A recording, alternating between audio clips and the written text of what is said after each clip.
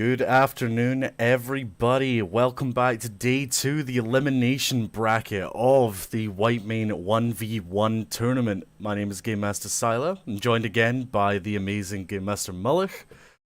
How are we feeling about today, dude?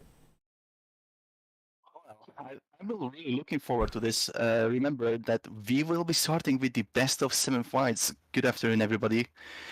I am Game Master Mullich, and I will be commentating today once more with Sylah. I'm just noticing that some of the Discord React images are loading, so hopefully this will work. A little bit more of a production value on today's commentation. You can now differentiate who is speaking. Yay! Accents weren't clear enough to differentiate, but anyways, they are there, and I would say, despite the limited time, they are quite fancy.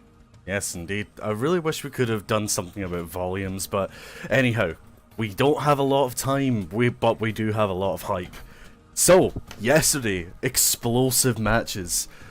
People who we thought shouldn't be going through, went through. I want to call back to that match with Battlecry, the only warrior in the bracket, who absolutely dominated his Ret Paladin partner.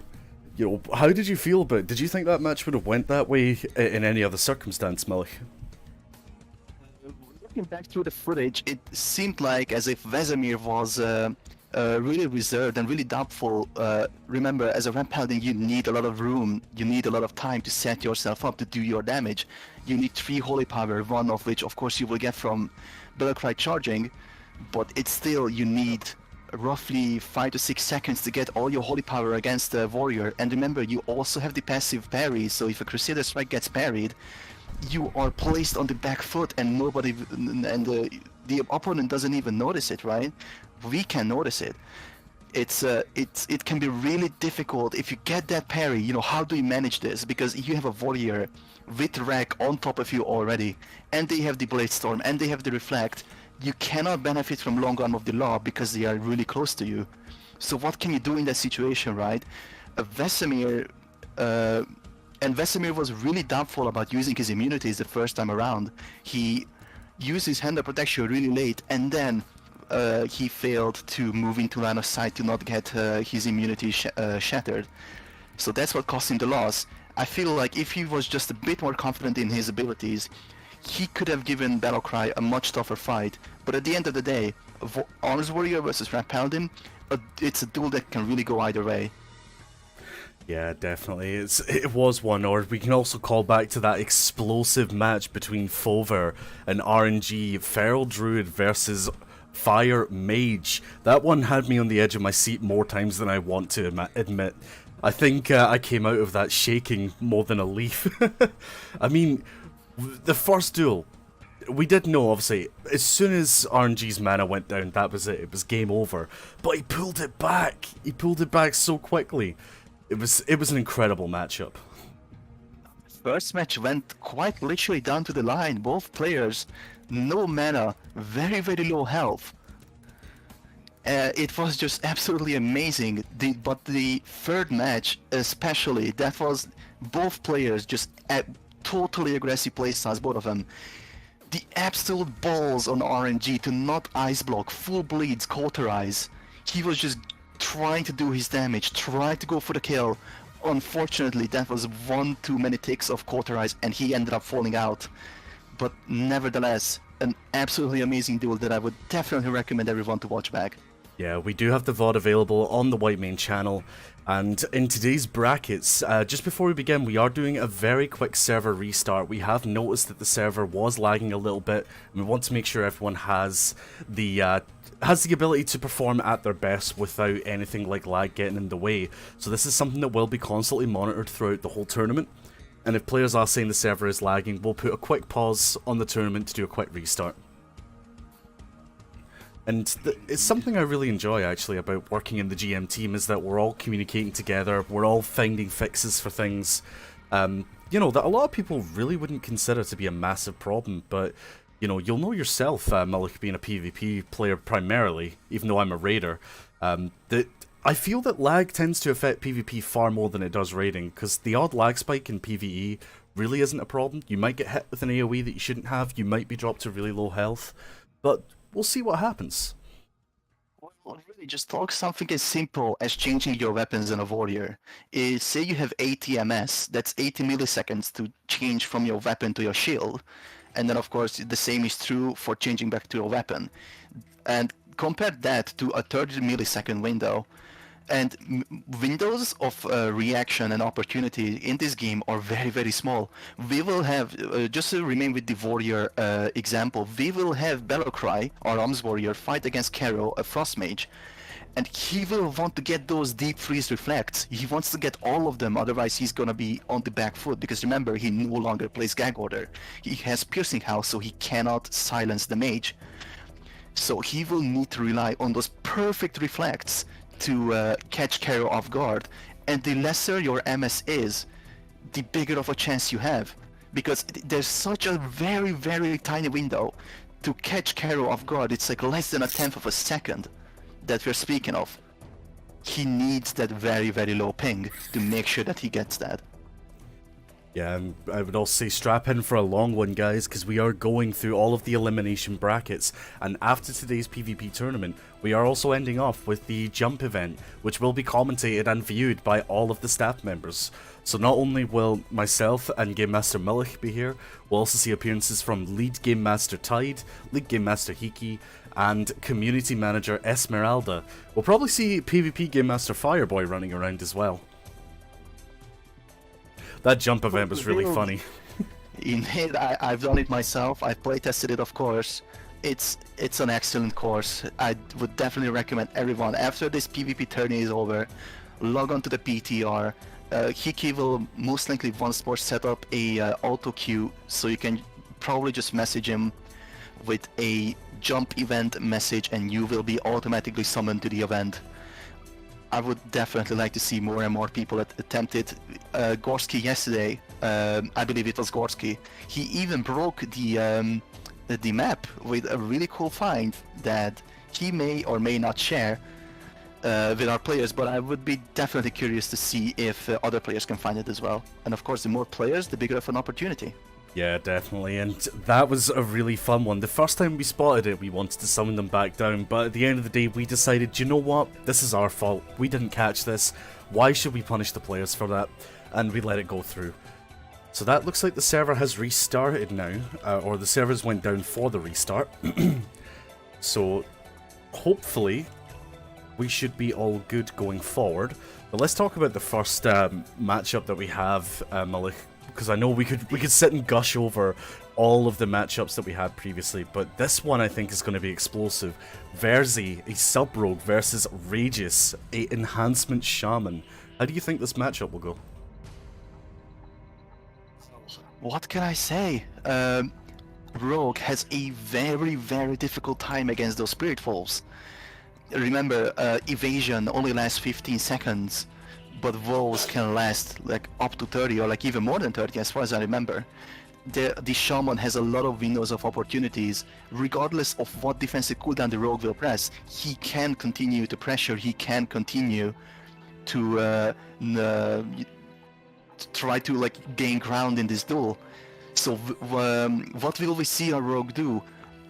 Will he stay offensive with the evasion and just try to burst through the wolf's healing, the wolf's stun, or will we see some more defensive play with Vanish, which has its own risks as well, because shamans firstly have a lot of tools to get rogues out of stealth with, but also by that point of the game we will most likely see the arena eyes be spawned, and the shamans have really, really strong range tools, especially Frost Shock.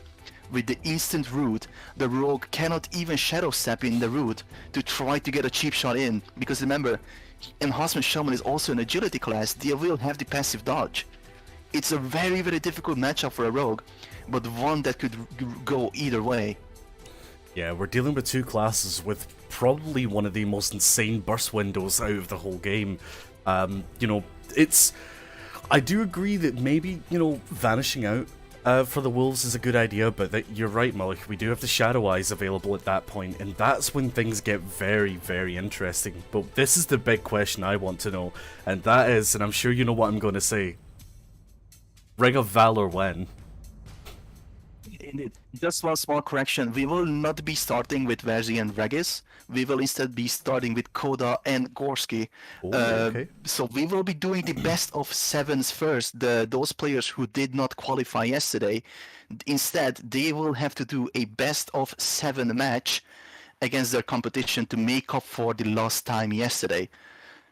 And conveniently for us, there is also a sub-rogue and enhancement shaman duel. So our previous commentary still applies, but it's just going to be with different players.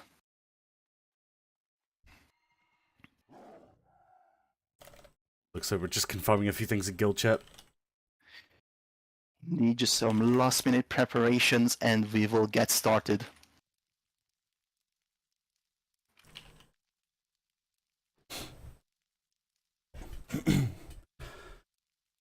Let's see, I'm also reading the chat. There is a delay that has been placed onto the YouTube chat, everyone. This is mostly just to prevent any kind of cheeky little players thinking that they can see the cooldown windows.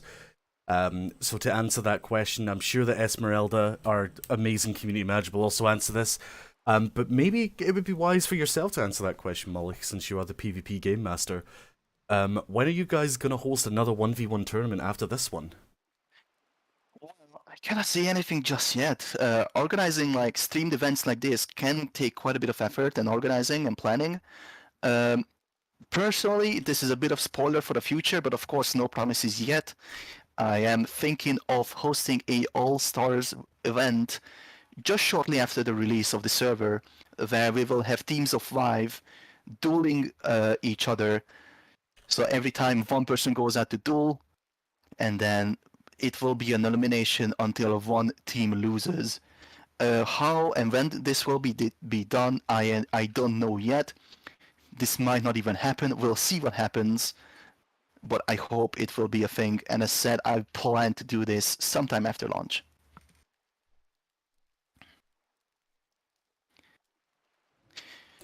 We're just waiting on one of our PvP. I think we're just waiting on Game Master Fireboy being available so that we can start. He did a quick relog. So we should be good to go. Indeed, we will soon. And let's see what map gets picked first by the game. Because remember, the first map picks are going to be random.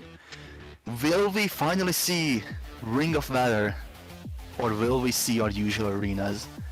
We've been gushing over Ring of Valor yesterday. Yeah. So I really hope we get to see it. Of course, Ring of Valor will be a terrible, terrible option for Coda. There's very, very few line of sight opportunities to have. And even if he gets on top of a pillar, the Asman Shaman still has his range tools. He can still use his shocks, he can use Unleash Elements, he can Lightning Bolt, or even worse, the Shaman can just run away and heal up. That's not a good thing for Coda.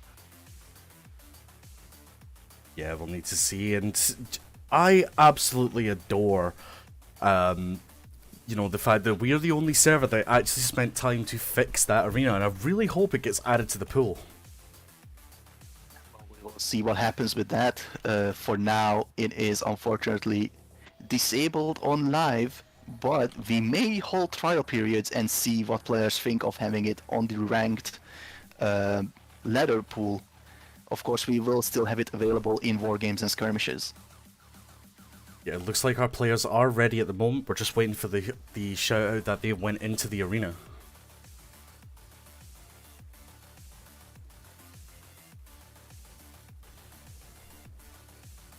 I cannot wait to see what happens. I'm refreshing that player list. I'm looking. I want to see what people are doing. So again, for a reminder, we have Coda, the Sub-Rogue versus Gorski, an Enhancement Shaman. And we're just waiting on them entering the arena.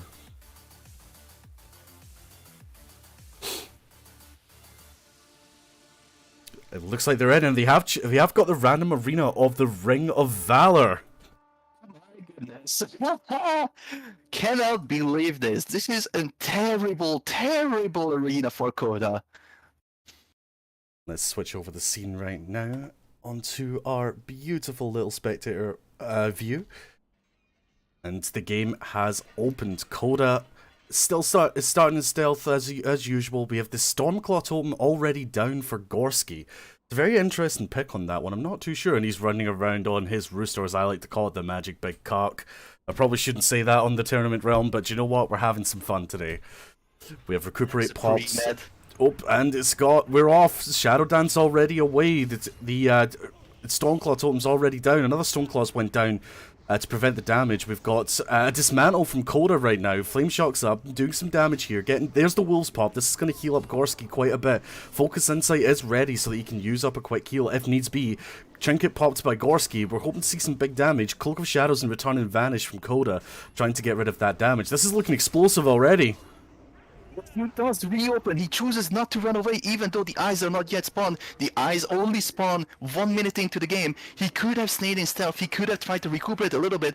But now he has locked himself into this choice. The wolves are pummeling him from behind. He's spawned really low. Cheat that procs and he goes down. That was a really interesting play to reopen, but he wanted to get the pressure in, he wanted to get the early kill. It did not work out, but now Coda will get to pick his map. We will see what he picks. I would say Blade's Edge would be the perfect choice for him here. He gets to juke around with Shadow Sap on the bridge. He has a lot of line of sight available, but let's see what he chooses. An absolutely amazing first victory for Gorski. Yeah, that's an amazing Gorski win, and me being silly, I almost said that Coda won that one. Whoopsies. At least we've got some extra eyes here just to keep myself right. That was an explosive match already, and this is the thing, you know, when it comes to classes like Rogue and Enhancement Shaman, it's very difficult to keep up sometimes. You know, these are two very high-paced classes, and the battles usually don't last that long. You know, think about the matches we had last night, calling back to Kenny Stabber. Oh, looks like the players are already in again. Looks like we didn't get the heads up that time. Looks like we are in on the Nagrand Arena. Similarly decent pick to Blade's Edge, but he cannot juke around with the Shadow Sap on this map. There's no bridge, there's no elevation. This is good old fair, completely even elevation, 4 pillars, the arena that everybody loves. But is it the right pick for Coda? We will see. We do have some matches. We do have some pillars to use for that, as you said, Mullich. But we will see how we're doing in this best of 7 between Gorski and Coda. We have 1 up to Gorski at the moment. I'll let you lead off for us, Game Master Mullich. Once more, we see that Stoneclaw. He wants to get that totem on cooldown. It's a very, very strong absorb. Enhancement Shamans are quite tanky. They have mail. Of course, they don't have a shield. Gorski might have weapons swapped to it, but I don't see if he has it available. Coda has popped his pre-med and recuperate a bit early. There's a cheap shot, but he cannot backstab. Gorski positioned himself perfectly, but he gets 2 dots on him and gets a kick on the heel. Gorski is very slow right now. Coda's trying his best to just poke away at him, but so far it seems as if Gorski has the advantage. But he opens with the dance. There's the ambush. Gets the Sham Rage. There's a Sham Rage, but there's a he doesn't use weapon chain. This arm is 10 seconds long only. That's really bad for Gorski. He gets interrupted on the Spirit Walkers, guys, but the Wolves are just sustaining him very, very well here. This is a battle right now of Wind Furies versus the Hemorrhages. Coda uses more defensive cooldowns. He uses the Vanish and the Cloak of Shadows, but the Cloak falls off. He has it on him, and once more, Coda just goes down. He does not want to play defensive at all against the Wolves. They are just tearing him apart, and it's lost him another duel. Yeah, that was incredible.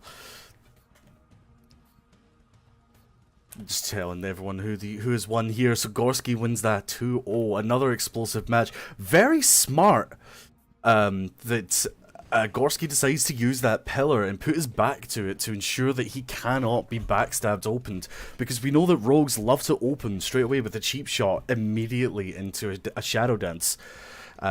You know, very, very smart, and it reduced quite a lot of the damage that Gorski would have taken in the first part.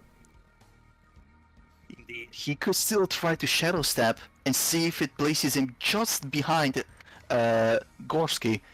But he did not choose to do that. He preferred to shave his shadow, to save his shadow step when he dances, so he can get the increased damage on that ambush instead of having a strong opener where he can run away behind the pillar straight away. Was a good strategy at the beginning, but the usage of defensive cooldowns was not played the best. Cloak and Vanish generally are used together. But unfortunately he used Cloak just a bit early and he used Vanish just a bit too late. He got a dot on him, he could not run away, and it cost him the victory. Okay, so apparently the players are in, but we cannot see them at the moment. Which is very strange. Ah, there they are, they've shown up now. It looks like once more we are in the Grand Arena.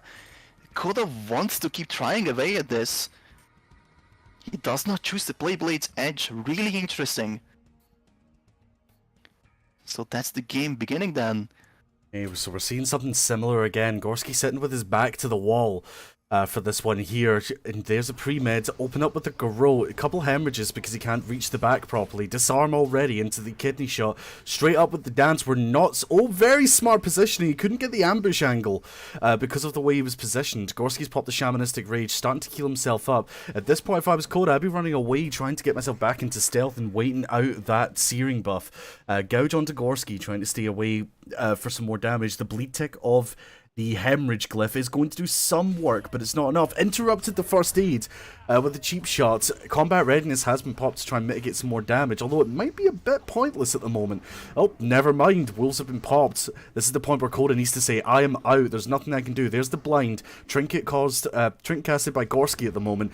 Coda's dropping really low again. I don't think he'll be able to pull this one through. This is a very neck-on-neck match at the moment. And there's a massive... He used evasion just a bit too early once more. He cannot use evasion against the walls.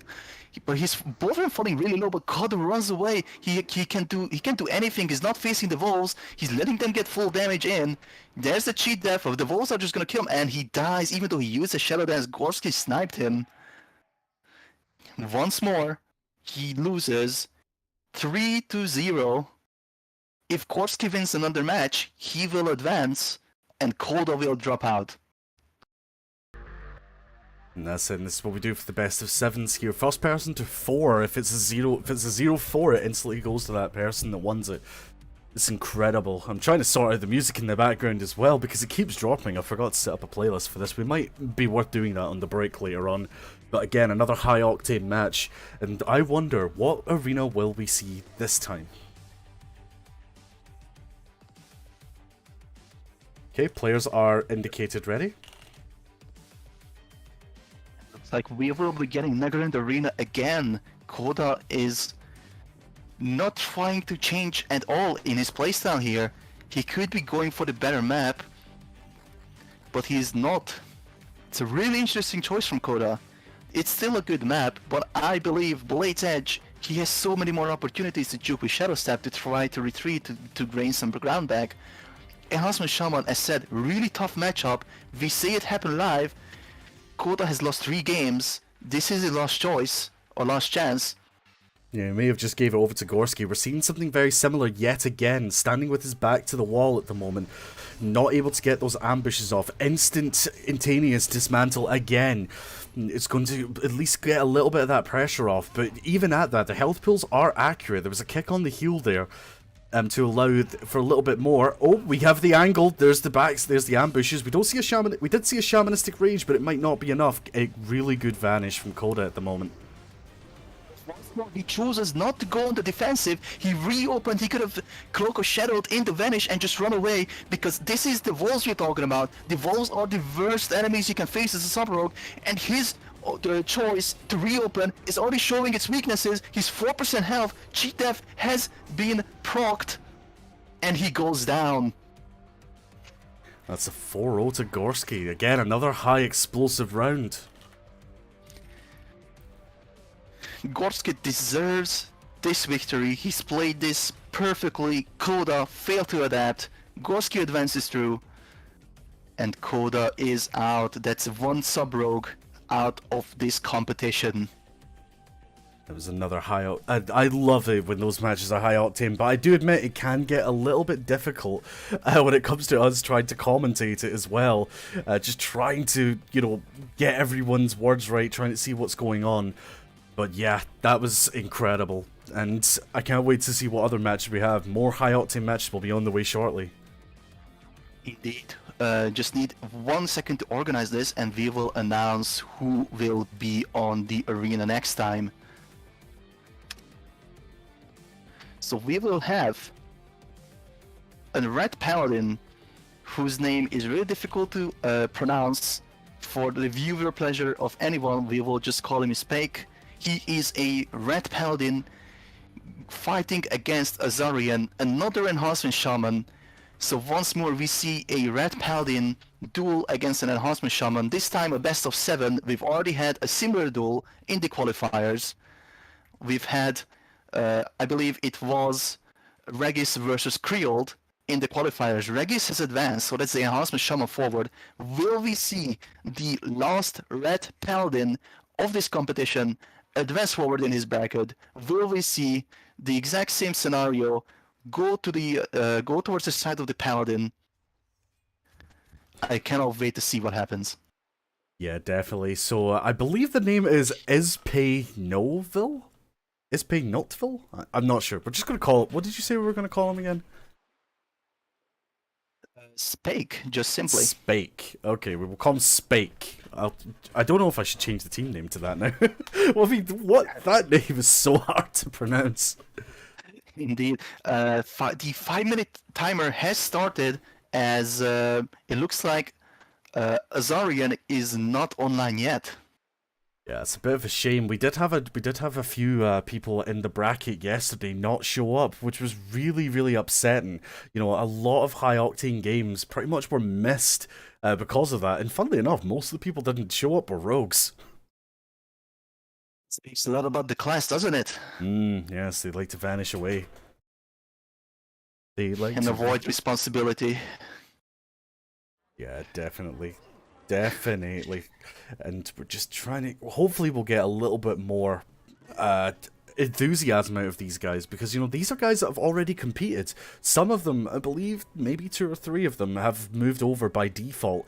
But these are guys who didn't play yesterday. This is their chance. Their chance to shine on the platform at the moment. Indeed, and it is a best of 7, so this will be a really difficult opener for both. But if this doesn't happen, our Paladin over here will skip 7 games. He's gonna miss out on that warm-up as well, but also on his chance to prove himself. I would like to see our Red Paladin advance forward in this tournament on fair grounds. But will we see that happen? I hope so. I'm hoping so as well, my friend. I'm hoping so. But while we've got a little bit of downtime, we might as well look at the rest of the bracket and see what's going on. Yes, sir. So, after this, we will go back to best of 3 fights.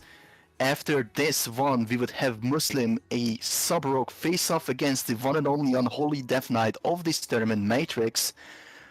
It's very, very similar situation as with Gorski and Coda and Husband versus Sub-Rogue.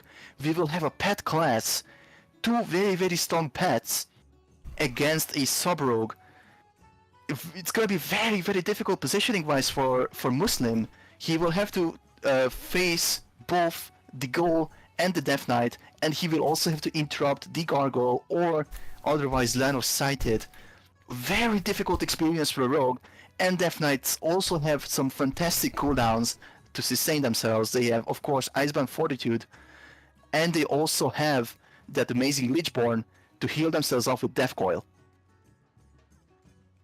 Yeah, exactly. And not only that, you also have that Necrotic Strike, an absolute nightmare for a healer main like myself. Just chunking away. And let's face it, Recuperate ticks don't heal that much. 1 Necrotic Strike is about, what would you say, maybe 2 or 3 Recuperate ticks right away? Or maybe just like half of one? It depends on if our player plays Recuperate spec or not.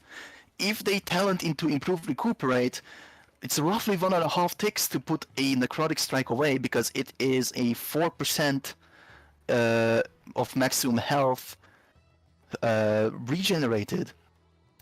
This just in, we've had communication from our community manager Esmeralda advising that Azarian has forfeited the tournament. That is a very interesting turn of events. Why would the Enhancement Shaman forfeit against the Red Paladin? It's a very, very good matchup for the Enhancement Shaman. Of course, the Red Paladin can still win, but it seems like the pressure was too much. Pressure was too much. So if we're going up the list now, tell us, Mullich, who are our next contestants? So as said before, we will have Matrix fighting Muslim Unholy Death Knight versus the Sub-Rogue. No worries. For the avoidance of doubt, do you mind typing that in for our community managers just to account for the delay? Indeed, I will handle that right now. We'll sort out our side right now.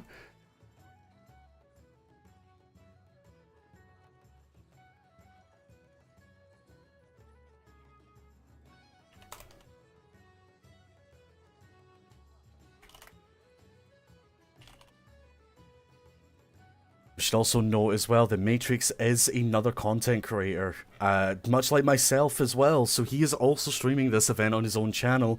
Might as well give him a quick heads up to let him know that he is up so he doesn't get scared. Maybe the pressure of it might cause him to crack. Our players are ready at the moment. Yes, and if you would like to see the Death Knight POV, of course feel free to head over and watch him, cheer for him, and just make sure that he competes at the top level. Looks like Matrix did a really quick reload because he is using a version of our Spectators add-on, just so that he can do the spectating from his side. And we're just waiting. Okay, So they are in. Yeah, they are in, and they are on the Nagrand Arena. Really good pick for a first random map.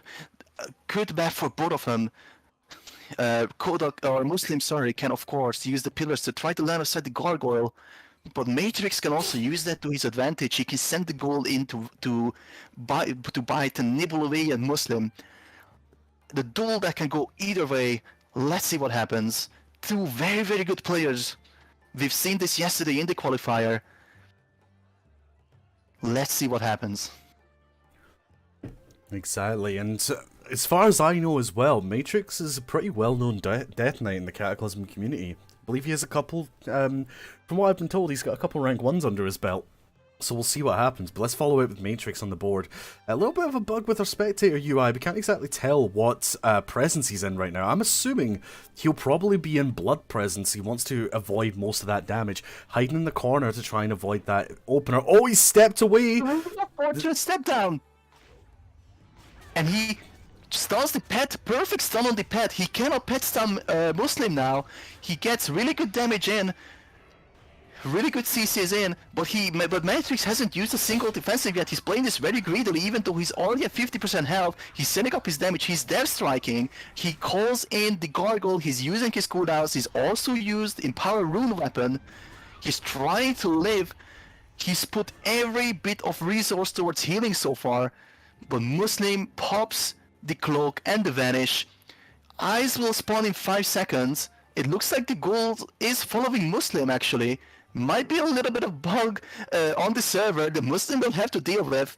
Yeah. Matrix is not taking an opportunity of this though. He did not notice that the goal was actually, or the gargoyle was actually following him. But now Muslim does get a very good opener now.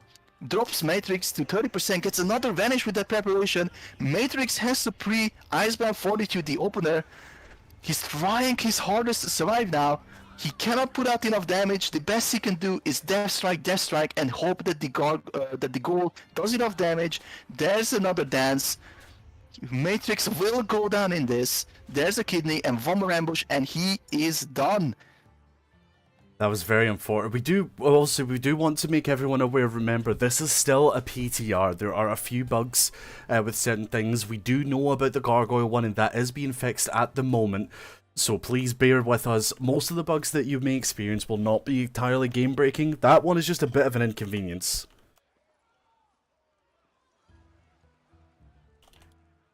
Indeed.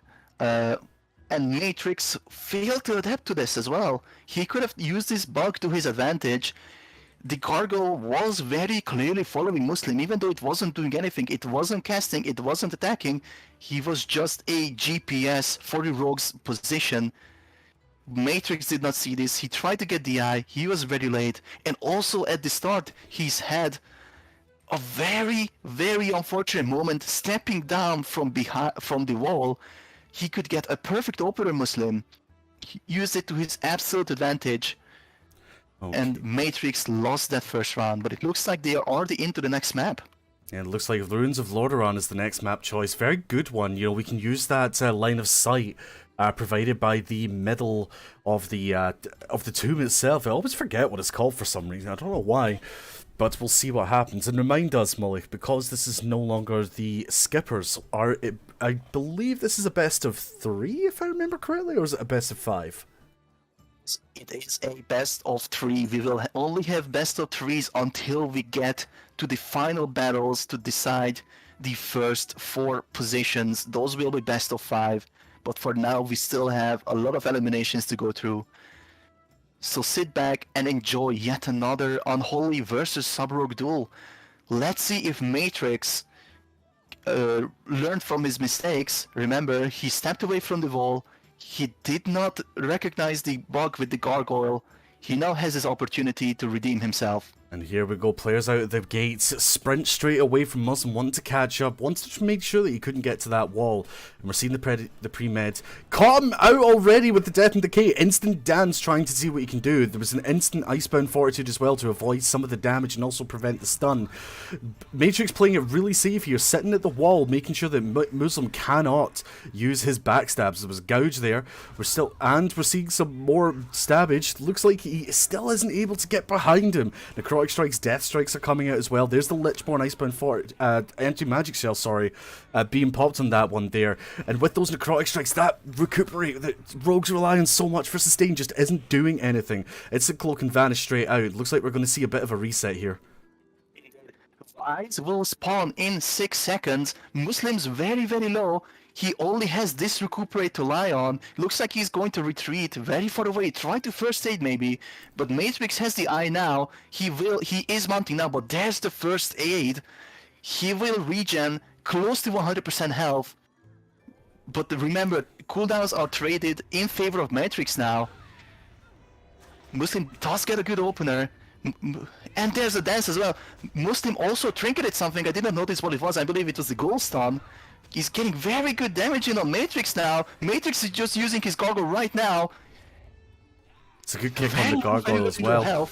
Yeah, good kick on the gargoyle just to try and stop a little bit of damage. There's the death pack and the instant pet resummon. At this point, it looks like, yep, it's down to Muslim. 1 each. What an explosive match again. Indeed, Matrix goes down. He did not use his gargoyle early enough. He couldn't act as a GPS. He couldn't do his damage. And that is Matrix, the Unholy Death Knight, the only Unholy Death Knight of our tournament, wiped out.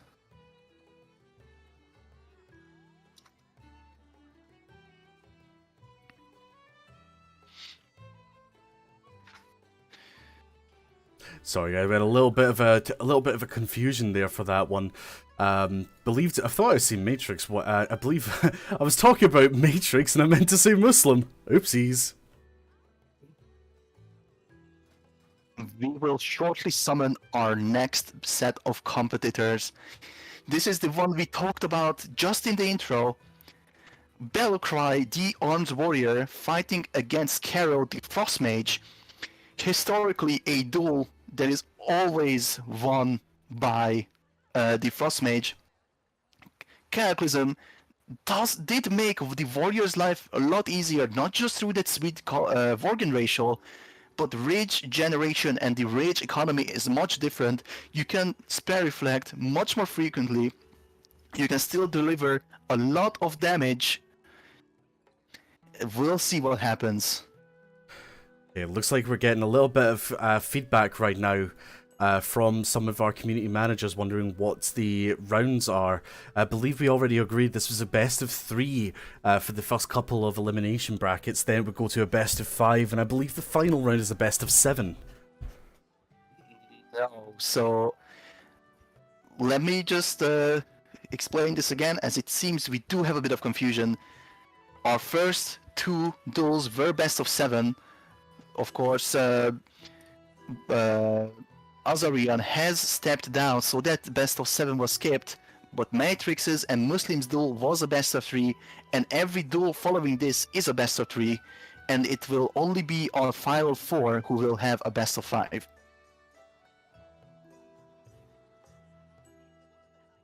So we just need to reorganize this, and we will get back to everyone. In the meantime, what does chat say, Sylah?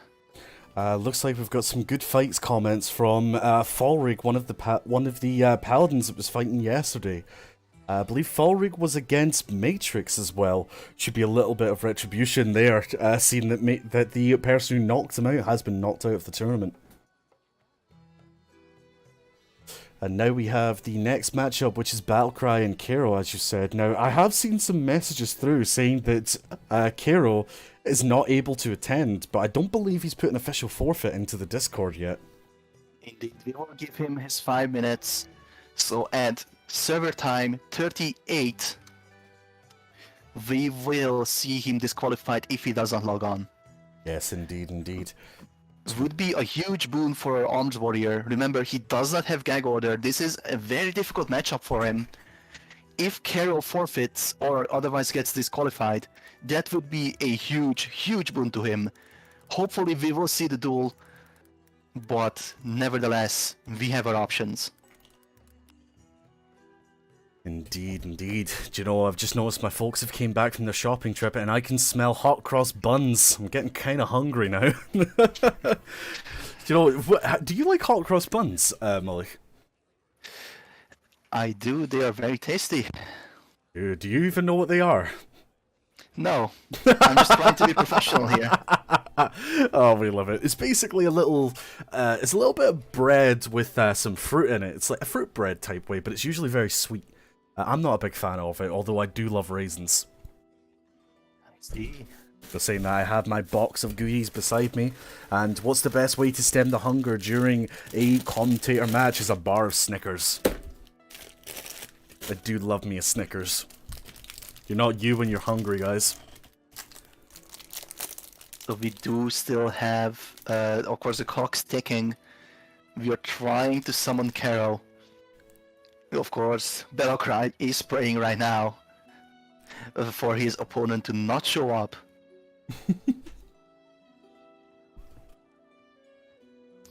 Bear with me a moment, my attention has been called. I shall be back momentarily. I will leave you all in the beautiful hands of Game Master Mullich.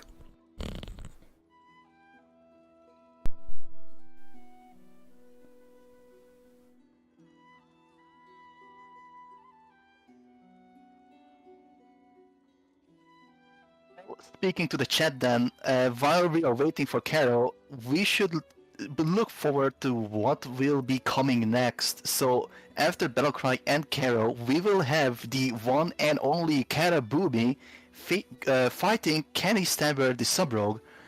Balance versus Rogue, really good matchup for the Rogue. But of course, the Boomkin does have his tools, he has his line of sight, he can pick the right maps. Should be a very entertaining duel, all things considered. Remember those fairy fires, the dots, the really strong Sarge surges. It will be important to see how Cloak of Shadows is used. Will the Bear Bash land? Because remember, he will have to use it from behind to make sure that it is not dodged. Balanced Druids have no expertise, they have very low melee hit chance. There's a lot of variables in this duel to look forward to. And then after that, we will have Airglow, the Enhancement Shaman, fighting further the Fellow Druid. It's going to be yet another situation like our first duel, the Enhancement against the Sub-Rogue. A strong pet class fighting against the Agility Dodge class, the Stealth class. It's going to be very important to avoid as much damage as you can. But remember, ferals can also hop into that sweet bear form. They can be incredibly tanky, and they can also potentially kill the wolves in bear form, as they do a lot of damage. Because remember, they are DPS spec'd. They do a lot of damage even in bear form. So hopefully we will see some entertaining fights there. And then our second to last fight in this first round will be Zag, a mage, fighting against Gohans, the marksman hunter. Let me just quickly make sure what spec our lovely mage is.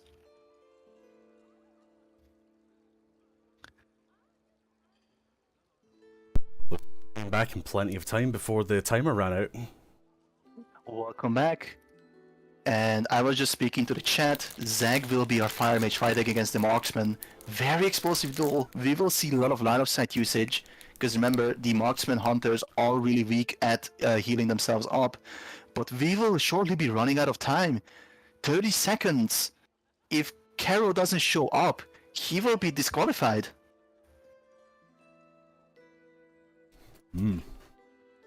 Apologies, I'm enraptured by the taste of the Snickers. Well, bon appetit. I do have a pretty insane sweet tooth.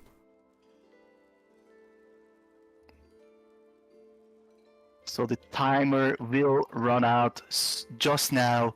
It is the 5-minute mark. Caro is disqualified. He's been a no-show. That double ice block made him stay in bed. He couldn't move, caught on his own roots. But now, instead, hopefully we will see Karaboomi fight against Kenny.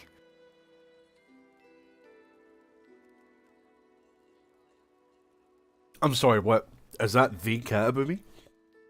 Indeed, the Karaboomi. We have Karaboomi.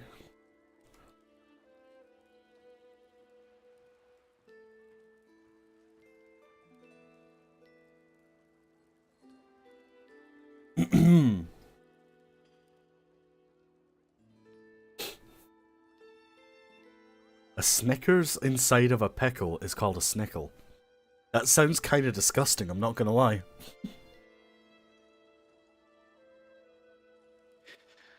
Well, whatever fills your belly for the day, we have a job to do, mate. Yep. Well, a bar of Snickers is enough for me. And we might have another disqualification. The 5-minute timer will start now. Karaboomi is offline. If he doesn't turn up, massive damage done to his reputation. He is known for his 1v1s. He will want to turn up. He does want to give us an amazing duel. Either, it doesn't matter which way it goes. He is the 1v1 man. Let's pray that he does turn up. Prayer for Karaboomi. You know, it's funny because the moment that I joined as staff, he was the first person in my DMs, like, trying to be friends. I thought that was really funny at first. I was like, oh, well, yeah, cool. Yeah, of course. Everyone's a friend here.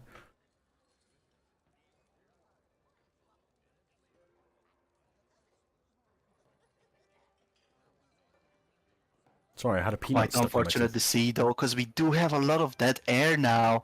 We are not seeing any fights. This was the second time somebody did not turn up.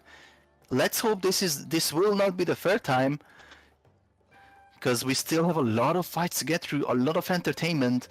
As said, Balanced Druid versus the Sub-Rogue, always an entertaining duel.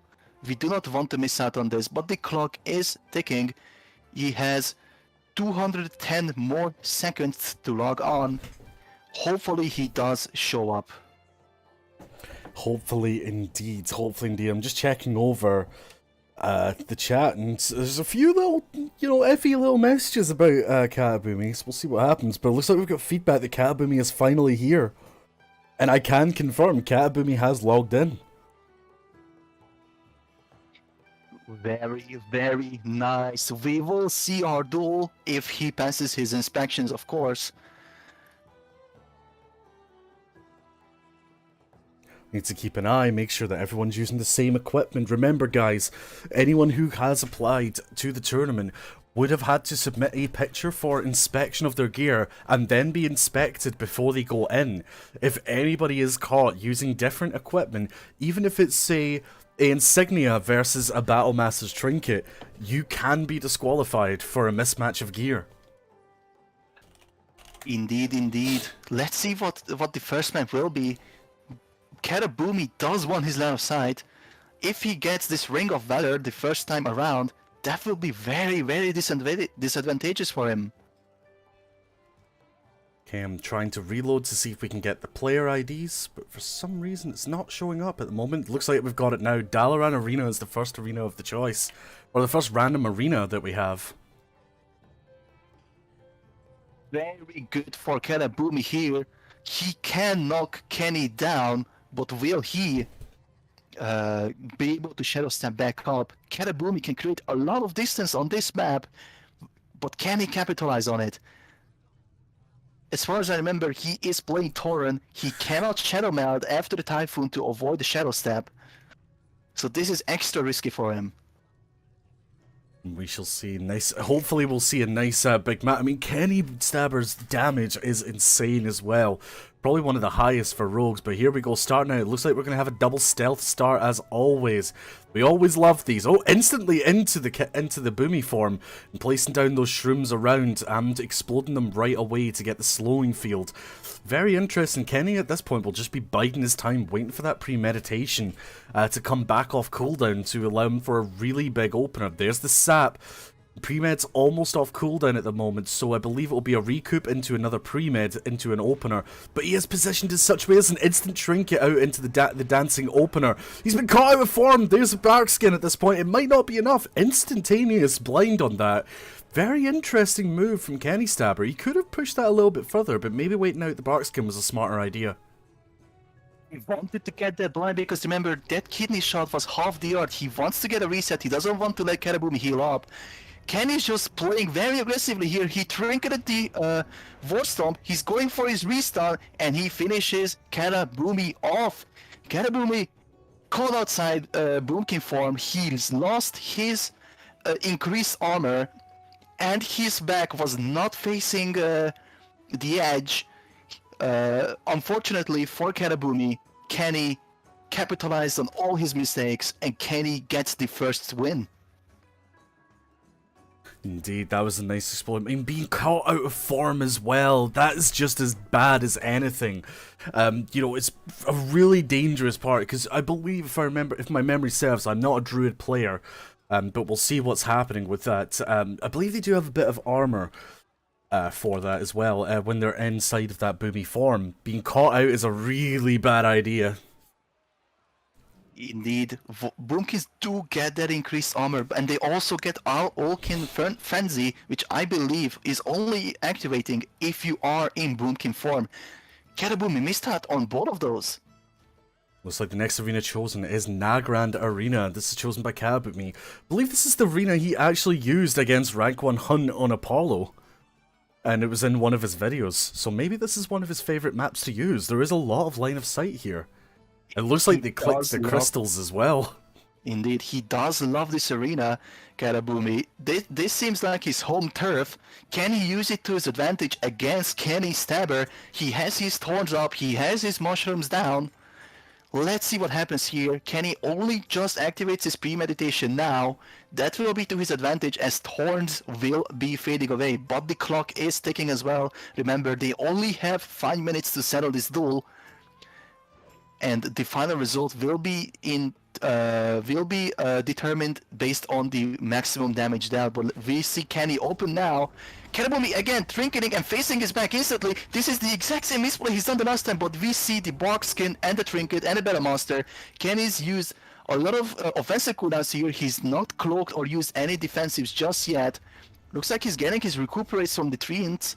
Really good choice here by Kenny. He's playing the long game. He wants to be safe, but Karaboomi has healed up now.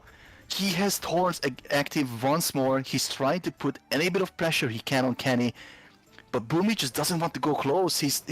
But he will have to go, do that soon. He gets rooted on the gouge. He cannot backstab now.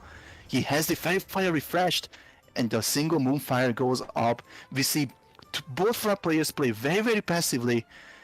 Will it be to Kenny's or Boomy's advantage? Boomy's got really low mana now. So let's see, what will they do? At this point, oh, there's the Shadow Dance instantly out. Shadow stepping in to get that extra damage from the ambush. Pre-med ambush again into the Eviscerate. Did some big damage. There's success on the War Stomp. Missed with the Typhoon. Starfall going to be doing quite a bit of damage, but instantly cloaked and vanished out of that. Bit of a wasted cooldown. And at this point, it could be game over. This is usually going to be a battle of patience, given that it's usually a kite match, but it looks like it's going to be game over for Karaboomi at this point. He managed to get up that Nature's Grasp, and Barkskinned away as well. He's trying to get some distance, randomly threw out the Typhoon trying to get him, and he's caught out of form. Barkskin is about to disappear into that kidney shot, and it looks like it'll be a GG for Kenny Stabber. Indeed, absolutely amazing game by Kenny. Takes Karaboomi down, and our Sub-Rogue advances forward.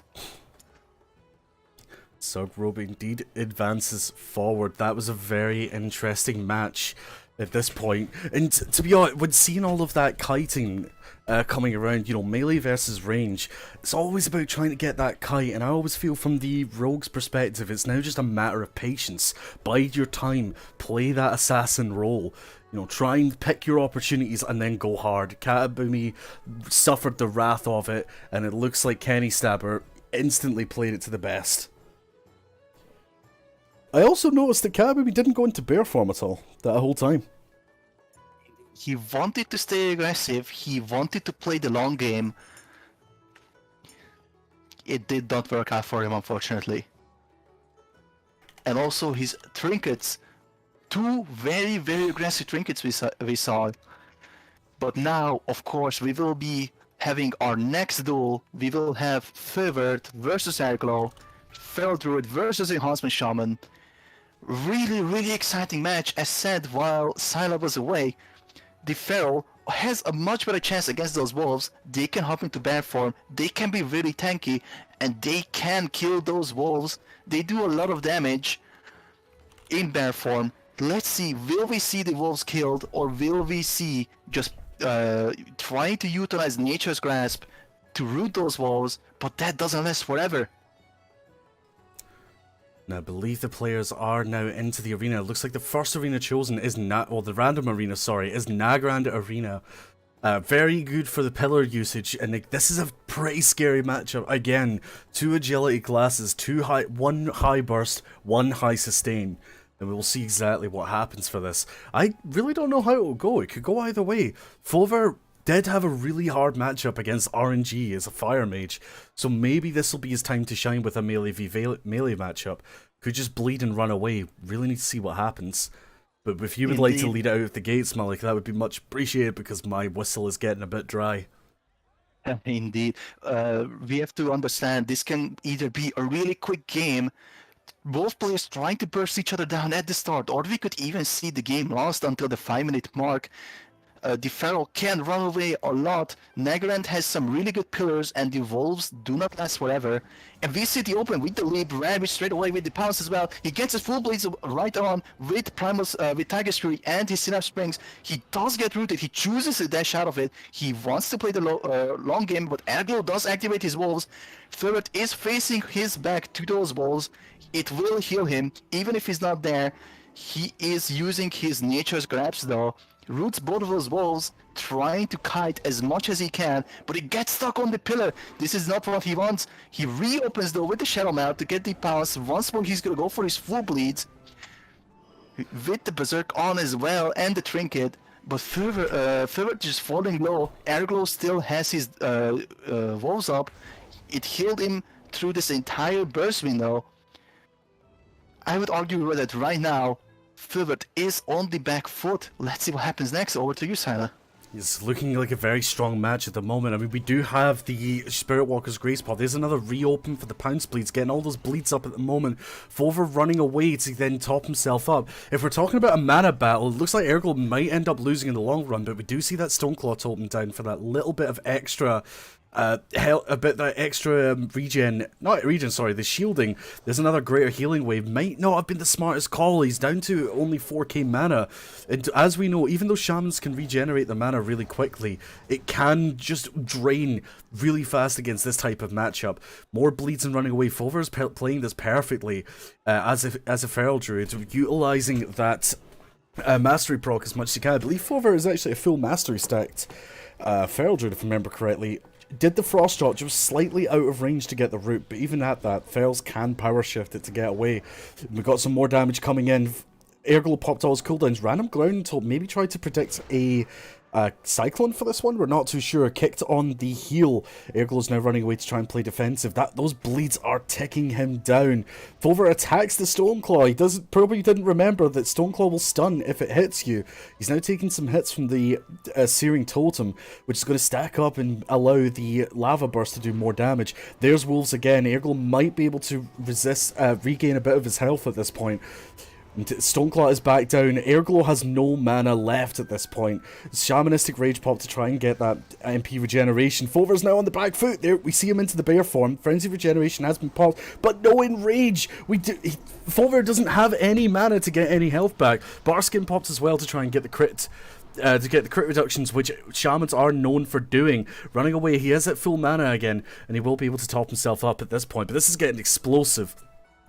Those wolves still being very annoying. Wolves are now gone. Fulvar's coming back in for the Shadow Meld Pounce combo. And we have a little bit of a lag spike from one of the players there. That was a bit strange. Bleeds are popped with all cooldowns. This is looking like a very explosive one. I'm not too sure how it will go. Mana is low for Airglow. This could be it. He's popped into the water shield to try and get some of that mana back. And it looks like we've got another Pounce opener. More bleeds coming up. Getting slightly stuck on the pillar. We'll see how it goes. Mullich, how are you feeling about this? Does not want to change to Frostbrand weapon. It's causing him to lose a lot of uptime, and it is costing him this little because he is going down now. He's trying to heal through Shamrage, but he dies. Frostbrand weapon would have helped him stick to his target. He would.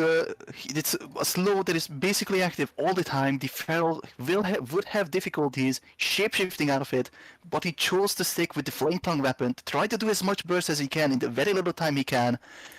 Could have played the long game, Airglow. He chose to play more offensive. It has cost him the win.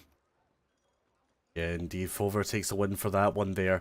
Looks like the players are ready again, and the map has been chosen. Ruins of Lordaeron could be good for kiting, but we have seen that Fulvar is very, very good at kiting around parts of the map. Could this be the downfall for Airglow, the enhancement shaman?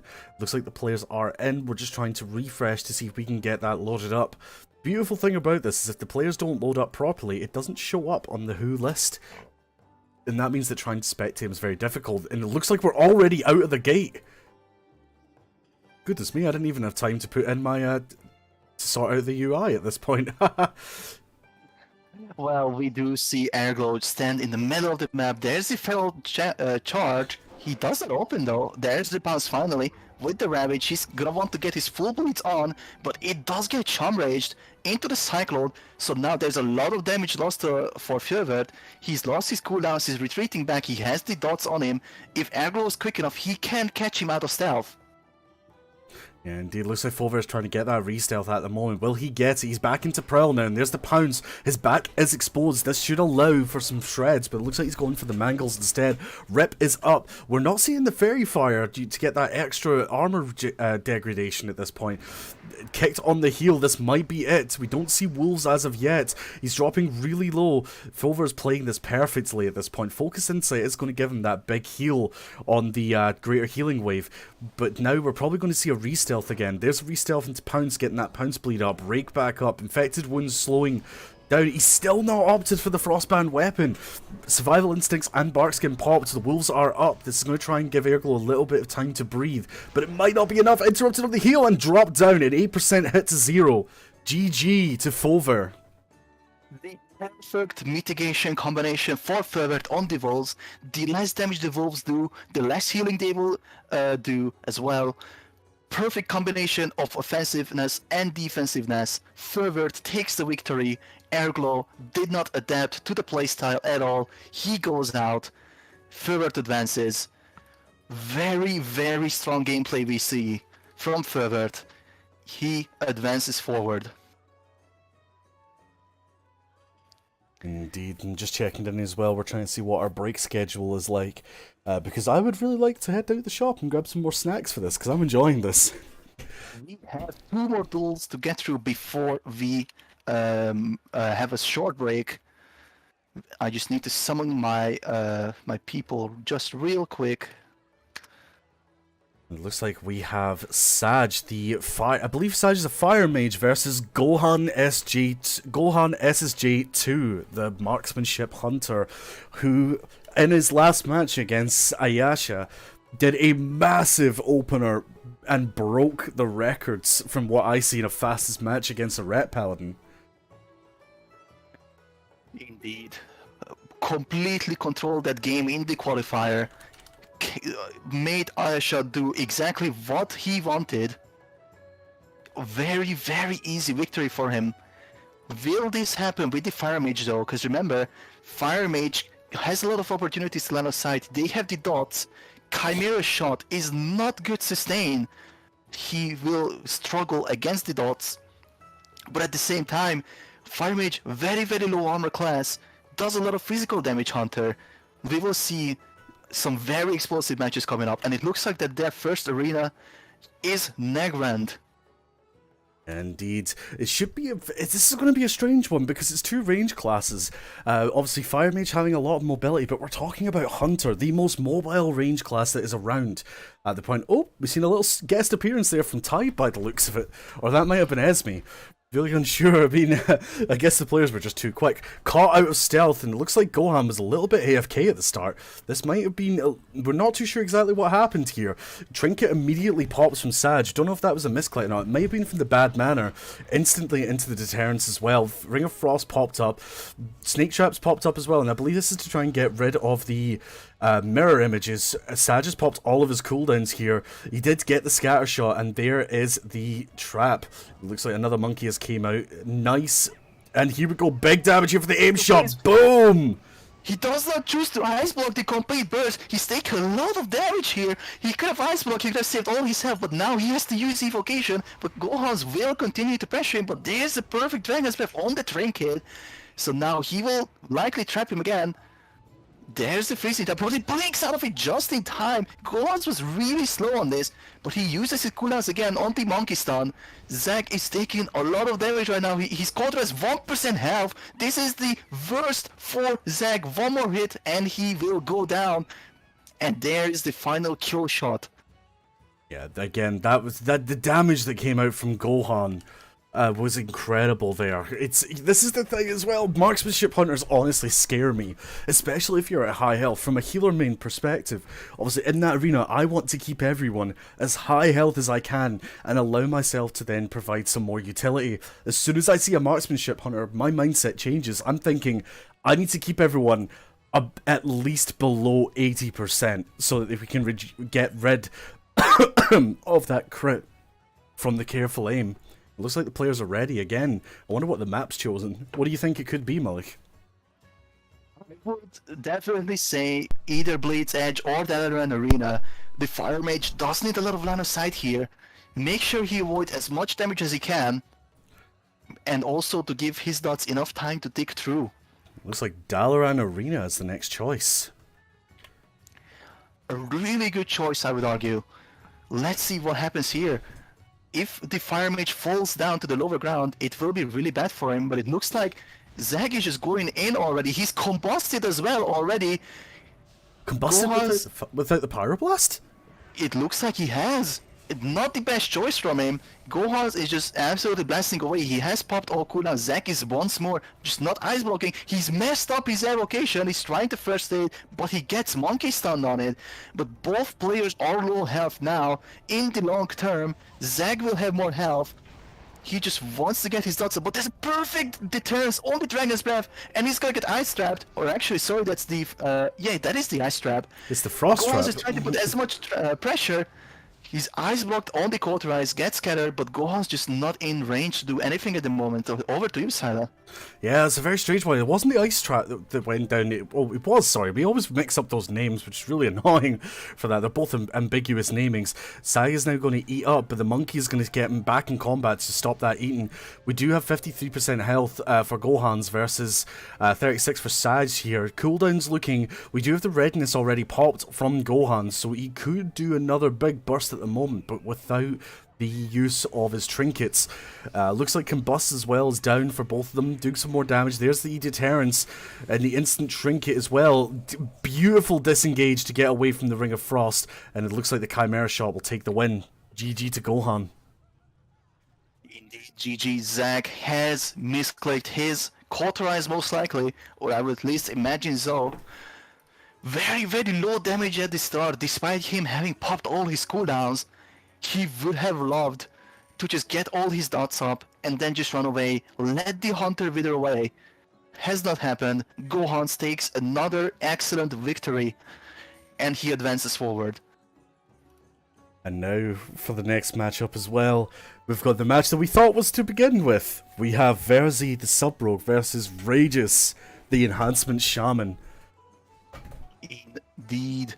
We just need to summon our players and we will shortly get ready. And after that we'll be taking a quick, I believe we'll do maybe a 10-minute break just to allow everyone to refresh themselves, get themselves some water, stretch the legs, because as commentators it's a very physical intensive activity for us, not just for our vocal folds, but also for our asses, which are getting pretty numb at the moment. I don't know about you, Mullich. I'm enjoying this in higher things standing up, mate. Oh, maybe I should do that as well. We shall see. It is indeed for your legs, and it's also better for your just for your speaking ability, because you're stretched out properly. You can shout, you can yell as much as you want. You can. But of course, let's talk about our. Of course, we should talk about our players. Rogue versus Enhancement. This will be the exact same matchup as our first, but instead this time this will be a best of 3, and it looks like our players are already in as well. Looks like we're just waiting for them to show up, and it looks like we have another appearance of the beautiful Ring of Valor. Really bad arena for Verizzi. Very, very little line of sight to use here. Regis loves this map. Indeed, and I love the name of his guild as well, Whitemane Wannabes. I believe he tried to call himself Whitemane Staff at one point, and we all thought what was going on. But anyhow, sitting in the arena, we've got the totems up right now, just waiting to see exactly what's happening. It looks like we've got Searing, Earthbind, Wind Fury, and a healing stream at the moment, utilizing that pillar. And yes, guys, we actually did fix these pillars. They have proper line of sight. It took us ages to fix, I believe 4 reports. And he does open with the Shadow Step. He does not dance though. There's a kidney shot as well on the Sham Rage. So now we just see some easy blows being traded. But this is not what Verizzi wants. He already uses evasion. That's going to be really bad once the walls are summoned. Indeed, we'll see exactly what's going on here. There's the blind coming out from Verizzi at the moment. He's caught out in the open as well. Beautiful throwing weapon to get rid of that totem, but will it keep him? Will he be out of combat? There's the Shadow Dance. Trinket popped immediately from Regis. There's the Wolves to try and combat the damage coming through, and it looks like we've got some. There's the Cloak of Shadows into the Vanish as well. Verizzi going to try and take a reset here. All up now, and remember, this is a very open map. He cannot hide. He's already out of stealth. He's being pummeled by those walls. He's not using combat, or he has used combat readiness, but Verizzi just taking too much damage to combat this. There's another Vanish with the premeditation, but it doesn't matter. He just simply really, really bad map for him. That recuperate will not save him. He's 10% health. All Regis has to do is open up again, but he does have the hemorrhage bleed on him as well. He gets out of the sap. He's controlling this game. There's the lava burst. He will have to get into melee. Remember, recuperate is really strong. He's keeping Verizzi in there. He's saying, I see you, I control you at this point. Earthbind coming up as well. There's a beautiful Shadow Step into the gouge, but Searing Totem is just going to stop him. There's another dance coming through, but will it be enough? It was also dropped on. He's not taking any damage from this dance. I can't tell if he was low energy at the point, but it looks like it's a GG to Regis, the tyrant himself. Sham Rage and the Stoneclaw Totem perfectly placed just on the dance. Meeting takes 0 damage. turned around the game very easily. Very, very unfortunate to begin with the Ring of Valor for Verizzi. Let's see what map he picks. I'm also going to... I would say Blade's Edge Arena would be the best of him to kite around the walls and also to try to get some jukes on the bridge. Looks like Nagrand Arena is the choice for this one from the players. More. Indeed, just like Coda, Verizzi chooses Nagrand Arena. Really interesting pick. Indeed, we'll see exactly what happens here. Just trying to get them showing up on the arena now. We're waiting for GMs to give us the go-ahead that the players are indeed in the arena, and there they are. I'll also apologise for our streaming community here that the UI was not updated properly with the correct names. This has now been rectified. Indeed, and the gates open once more. Regis chooses to face his back to the wall. Verizzi will have a really, really difficult time opening here.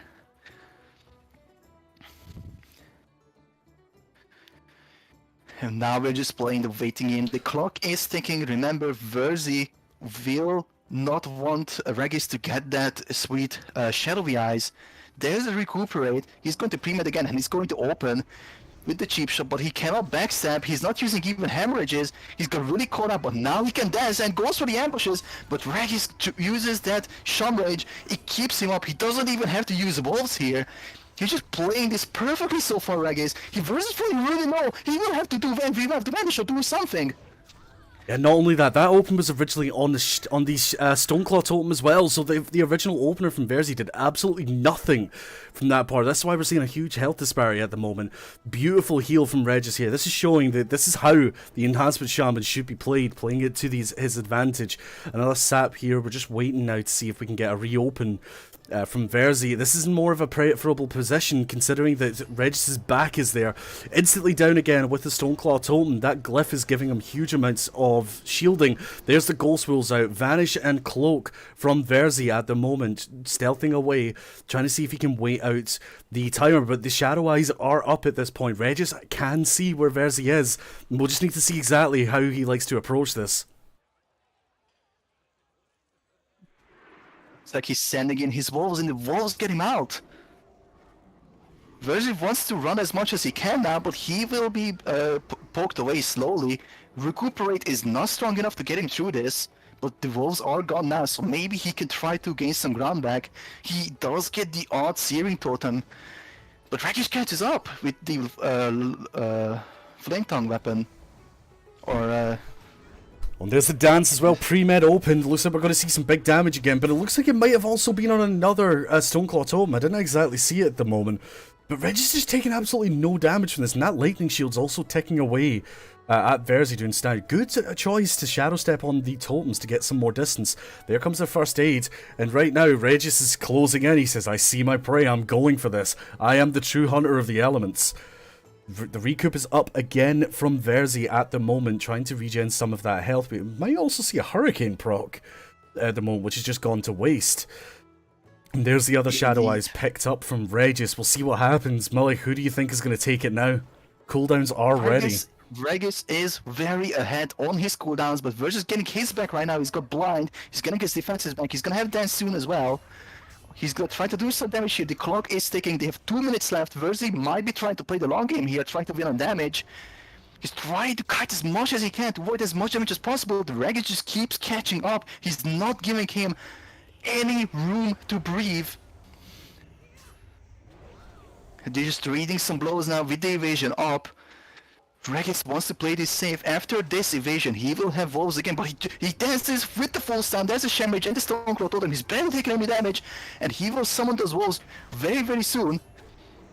There's the wolves. He has now the perfect kill window. Remember, he still has cheat death. He trinkets, gouges, cloaks, but he does have a vanish. He's going to die here into the wolves.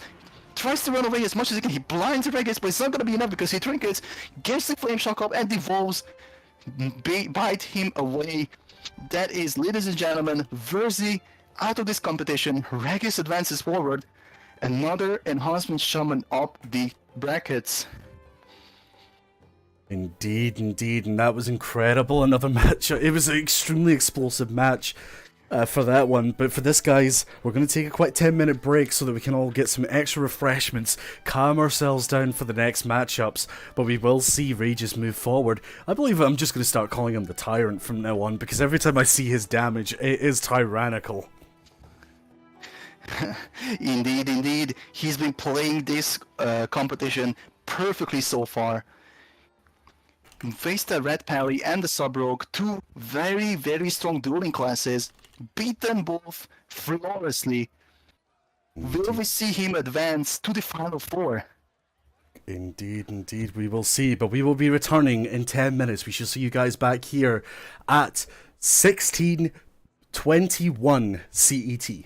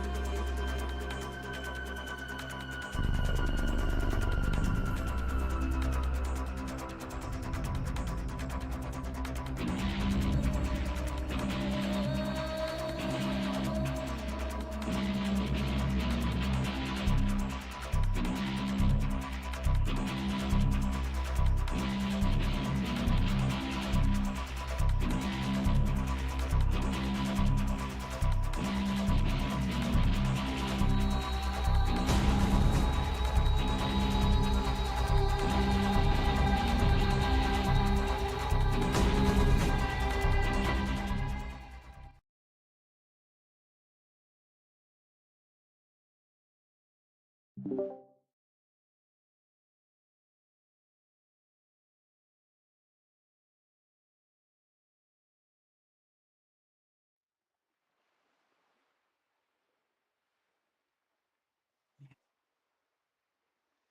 not what we want to happen, but we are back, ladies and gentlemen. Our first duel for the final 8 will be Gorski and Hasmi Shaman facing our fighting against, and I figured out his name. I speak not well. The Red Paladin.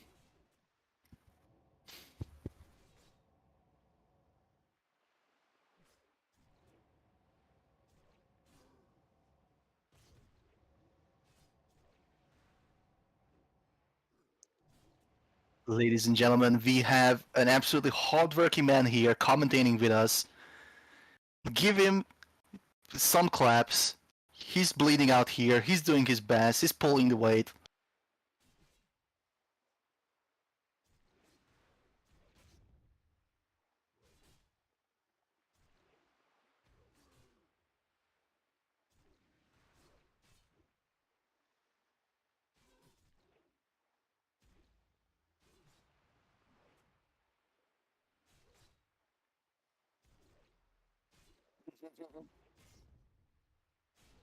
Indeed.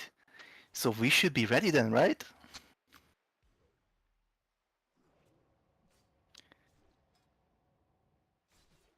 Let's see what map is picked. Another Red Enhancement Shaman duel. This will be interesting. Of course, Gorski has played it absolutely perfectly on his turn. Let's see.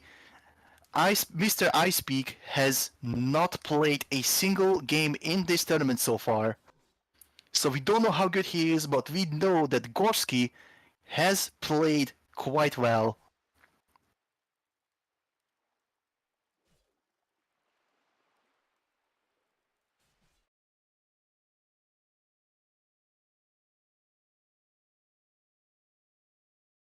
I was muted the whole time That's great. on my stream. Bear with me.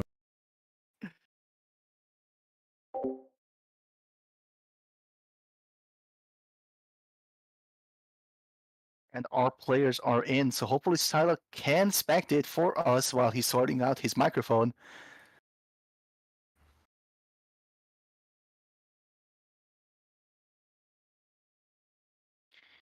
And the arena of choice at random was Dalaran Arena. Dalaran Arena. Okie dokie. Let's get into the match now.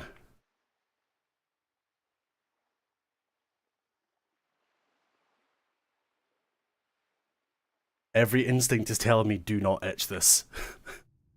Didn't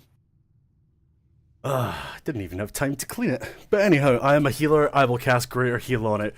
And Mullich, take it away.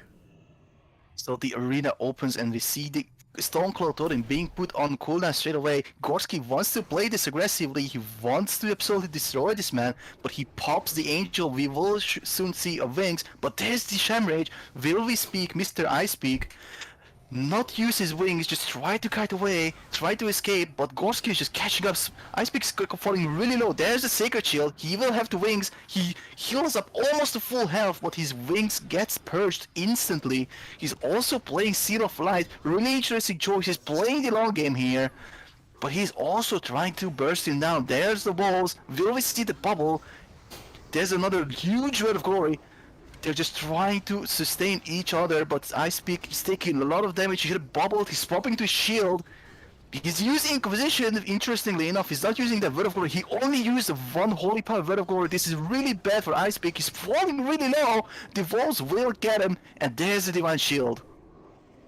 Yes, an interesting matchup here. We also notice that ISpeak, when he goes to heal, is switching to a Intellect Shield and Intellect Hand. Very interesting, very good use of the weapon swapping. To make good use out of it. We've got the Divine...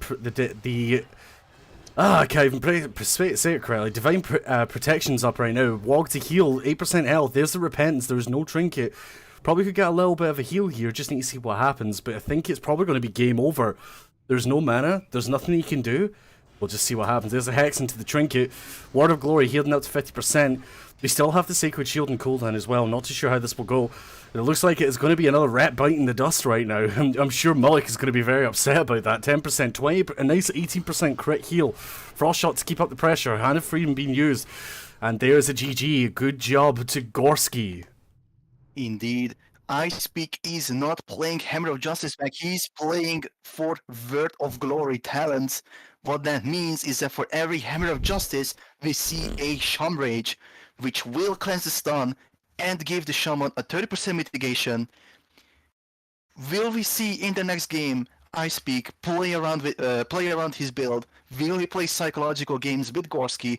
Gorski will always want to use that Sham Rage on the Hodge. But what if he chooses not to use any GCDs on that Hodge? Will Gorski get confused? Will in the next game, will we see the Wolves be killed? Because remember, this game, the Wolves had 100% uptime. Let's see what happens next. Yeah. ISpeak needs to adapt to this, and he needs to get this win in next. He definitely does. I have noticed some comments about saying wrong aura. I would like to bear in mind that our Spectator add-on had to be retrofitted back to our client. Basically, some auras do not show correctly. It did look like the Paladin had Concentration and Devotion aura on. Truth be told, we actually don't know what aura he was using. He most likely was using Devotion aura. That is the correct pick because Enhancement Shamans will have spell penetration gems. So most likely he was using that sweet Devotion aura. Take less damage from those auto attacks and Wind Furies. But of course, he has lost regardless. It looks like the next pick of the arena is another Dalaran arena, so ISpeak has chosen to go back into the same map. Very interesting. Most likely not the best pick for him. He wants to avoid those walls. He can jump down the stairs, but then he has no line of sight. Indeed, and that line of sight will prove useful, especially to get out of that wind shear. That wind shear is absolutely diabolical for that one there. Oh, goodness me. And we'll see what happens here. Both players are running around. We can see, I believe that's Regis in the background here, just kind of chilling on his magic rooster, wanting to get out and get into the action. And the gates open. Both players donning the rooster mount. Very beautiful indeed. Stoneclaw again used on cooldown. Ghostwolf coming in instantly into the Hodge and wings popped. Looks like ISpeak's going to try and go full aggressive. Trying to build up that holy power to get into that Inquisition range so that he can get himself some really big holy power generation. Hand of Freedom pop to try and keep on the pressure. Looks like we've got a trinket prop from Gorski as well. Still no wolves as of yet. Keeping himself up with the focused insight and the greater heal. Absolutely incredible for that. Hardly any damage taken by the enhancement sham. You'd be thinking his tank class, massive crit against them there, taking ISpeak down to Sacred Shield level. And it looks like this might be another clean sweep, but we'll just need to see what happens. Mullich, you're a Paladin main. What would you do in this scenario? Definitely, and not because those are walls. He's 7% health. He's very low health. He also doesn't have wings. He did not have wings to Word of Glory himself back to full health on the Sacred Shield. He's now very low. He does not have any tools to kill the wolves. He's already used Zealotry. He's used Angel. He's used Wings. He's just gonna wither away here. Gorski will pull in another easy victory here, ladies and gentlemen. And that is every single Red Paladin right out of this competition. I shed a single tear. Gorski advances to the next bracket. He will be in the final 4. Just to confirm, I believe this is supposed to be a best of 5, I'm not right? No, this is a best of 3. On the final 4 will be the best of 5. And now that Gorski has advanced, he will also get the Flag of Ownership. I see he's getting that Flag of Ownership. You know, remind me again, that is a trading card item. In order to get that in the retail game. I believe it was a TCG. I forgot which pack exactly, but Magic Rooster is a TCG item. Of course, players can use the item add command on our PTR, so they can get any mount that they wish. But of course, we don't want our players to use those illegal items. Otherwise, they will get disqualified. So next up, we will have Bellacry fighting Muslim. Armored Warrior versus Subrogue. Very tough duel. The Warrior will have to play this perfectly. Subrogues have a lot of tools against them. They can even disarm into the Blade Storm. Subrogue is a very, very strong pick against Warrior. Evasion, combat readiness, double vanish. And he only has one shield wall and one heal. Let's see what happens here.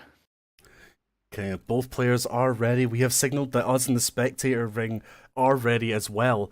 We're just now waiting for these players to go in. I wonder what the random map will be. Do we see another Ring of Valor?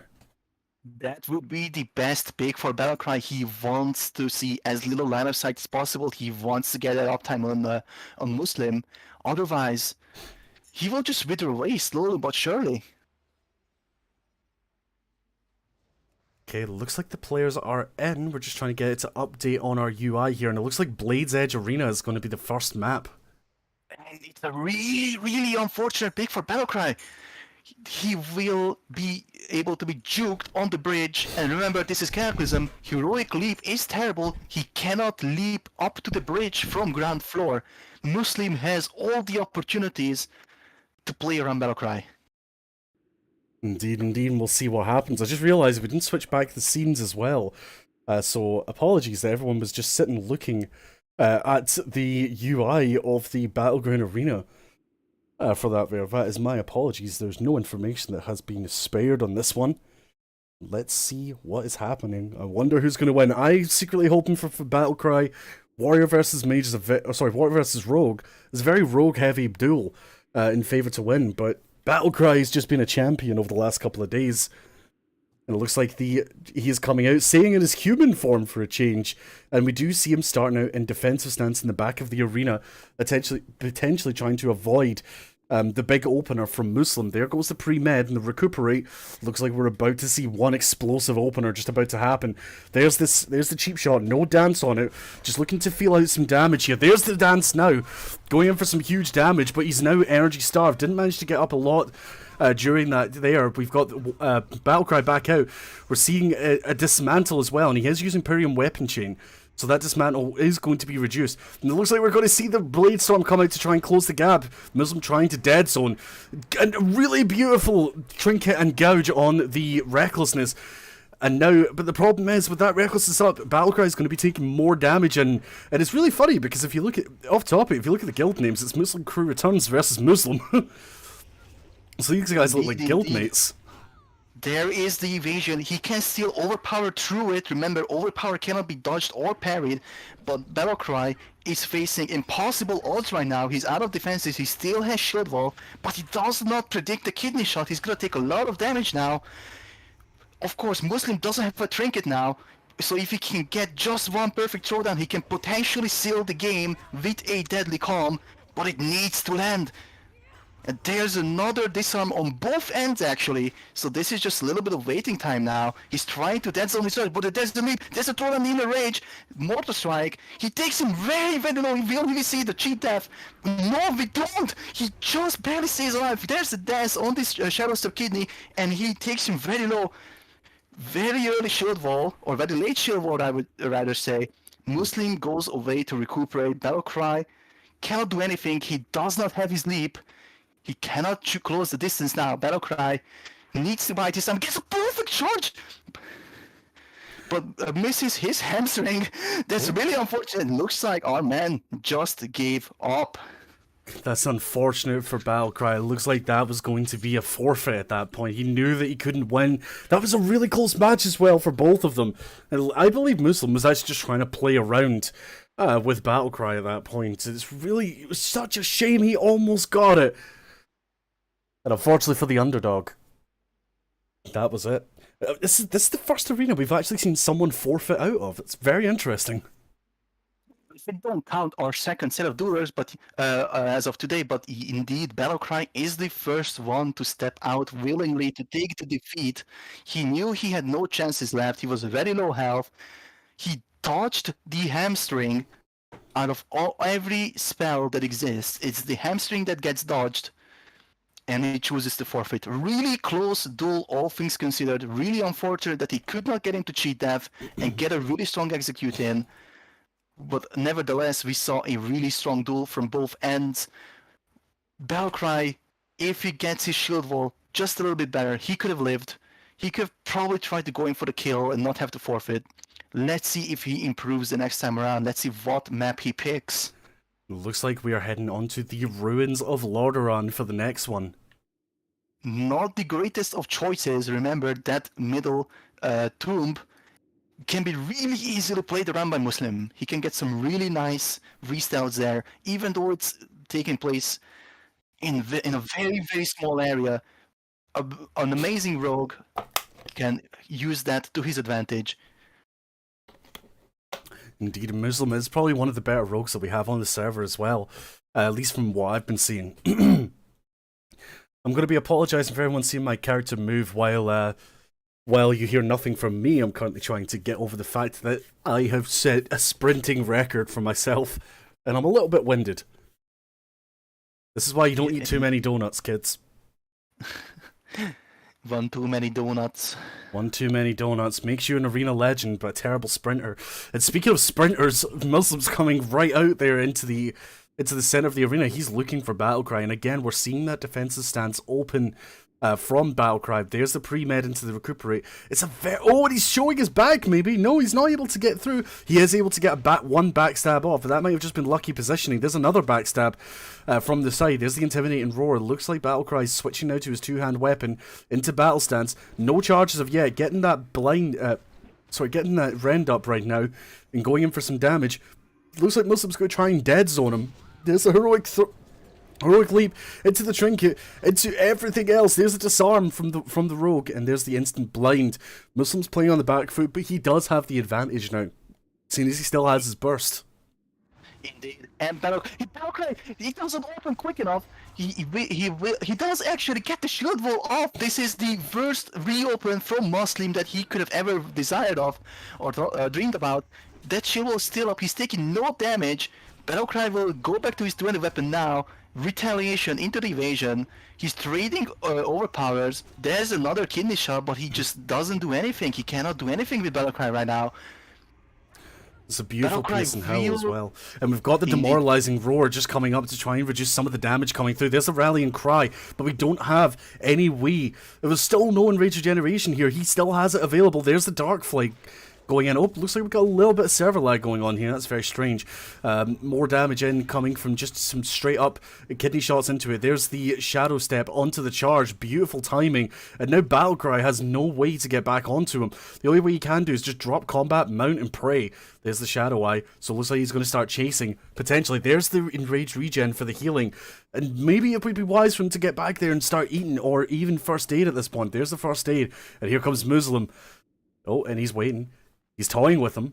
I think this is some bad manner we can see going on between these two. But he does get the open. He is in defensive stance, but there's a dance popped. This will still be a lot of damage regardless of defensive stance. So we see the gouge. He tries to go for the Shadow Step kite again, but it does not work this time around. Battlecry needs to get some sort of uptime. He does pop in a rage to try to get some heroic strikes in, but he's just falling really low now. He has no defenses left. They will soon trade the Disarms again. There's a combat readiness into the kidney shot. Battlecry is falling really, really low here. Remember, he has nothing, only that fear. Muslim does get out of fear because he had that bleed on him. Battlecry is trying his best here. He's using some offenses. He uses cooldown. There's the charge. He does not have throwdown though. So here, Battlecry will get blinded. He will be reopened on. He has absolutely nothing left. He will die here in this reopen. And that is Battlecry out of this competition. The Arms Warrior making it into the final 8. Absolutely amazing performance from him this entire time. But unfortunately, he cannot move forward. He is placed in the top 8. Muslim advances forward to the top 4. He gets his hands on the flags of ownership. Let's see what happens next. I've just had a look at the chat as well, and it looks like Battlecry and Muslim traded a quick GG to each other, which was very, very beautiful as well. Some guildmates just saying GG's themselves. Well fought. You guys played really well.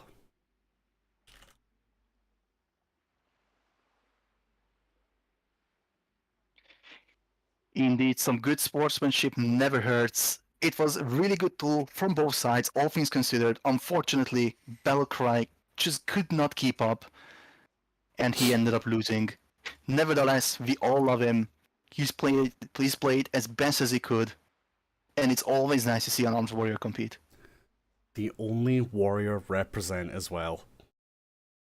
And he is out. I'm very sad. But now we move forward to our next two competitors, two players that have proven to be some of the best. Fervert, the Feral Druid, fighting Kenny, Subrogue. Both have an amazing track record so far. And Feral Rogue is always an interesting duel. How will we see Bear form be utilized? Fairy Fire, Shadow, Cloak of Shadows, Evasion. We will see all guns blazing in these duels. Let's see what happens. Let's see what is the first map picked, and our players are ready. They will. The map has been chosen. Let's see what it is. Looks like the first match is going to be on Nagrand Arena for both of them. It's going to be a stealth match, so we'll see what happens here. We will most likely see Ferrer just pop into bear form. We know that this man does not want to put us to sleep. He's had some absolutely explosive duels so far. Fervert is an absolute legend, so we will hopefully see him pop into bear form, but he does go into prowl now. Maybe he wants to set himself up in the correct position before he goes to bear form, which he does. So he's in the middle of the arena and just waiting on Kenny's premeditation. We will see the opener shortly. He's waiting. He's waiting. There's the sap into the recuperate soothe. There's the recuperate pre-med, and then he will open with the cheap shot. He does not dance on this just yet. He doesn't want to burst into that bark skin, but he does get the fairy fire off, so this is really bad for Kenny. He will either have to just play the long game, stay behind line of sight as long as possible, or Fervert will have to go in. But looks like Kenny's choosing to play aggressive. He does have that hemorrhage bleed on him. That has faded now, so he gets the stealth. Perfect smoke bomb to get him out of the stealth. And they're just trading some easy blows now. Suppose there's the cyclone across, and looks like Fulvar is going to try and get himself back into a line of sight. Wait for that bleed of the hemorrhage to disappear. Kenny is chasing him. There's another refresh of the fairy fire, so that means half of the power that Kenny could have for opens is gone. There's the shadow meld into the prowl, and it looks like Kenny might be doing some Phantom Knives to try and keep himself out. See if he can get that re-stealth catch. Looks like a dash around. Fulvar is playing this very cautiously. Kenny is reaching for those shadow eyes and now has it. He can see exactly where Fulvar is. And at this point, it's anyone's game. Whoever gets the first open. At this point, it looks like it's going to probably be better if Kenny just gets Fulvar out immediately. There is still 3 stats. Both of them are running out of stealth now. Just to refresh. And there's the Shadow Dance. Barkskin popped. Still a massive ambush crit through that Barkskin. This just proves that this class itself is so dangerous. It was through the cat form. He said much reduced armor.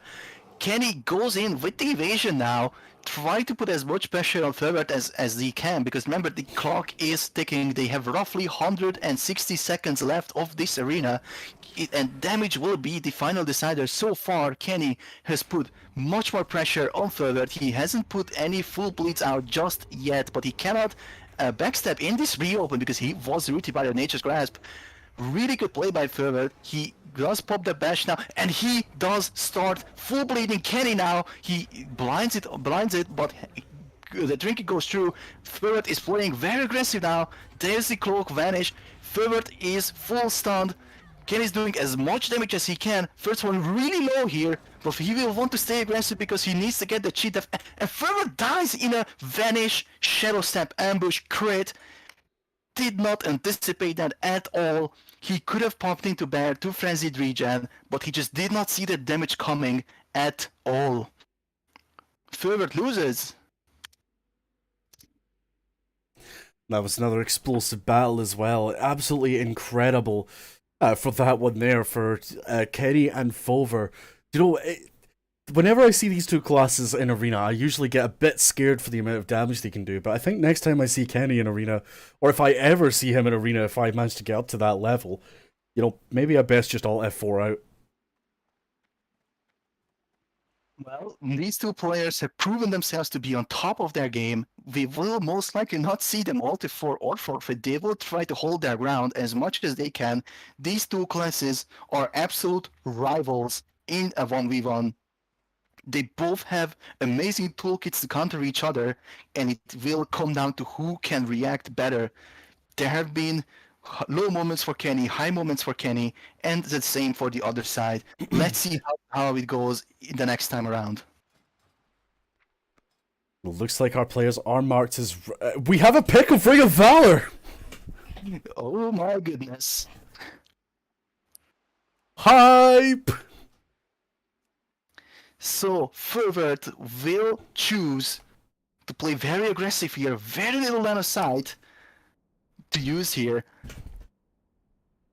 I can't believe we've actually seen someone pick Ring of Valor rather than have it randomed. Well, we see it now, and the gates do open. Fulvar going out, most likely again into that bear form.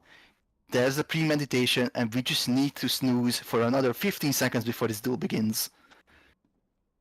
He does play on that pillar. He should turn his back if he wants it to be just a bit better for him.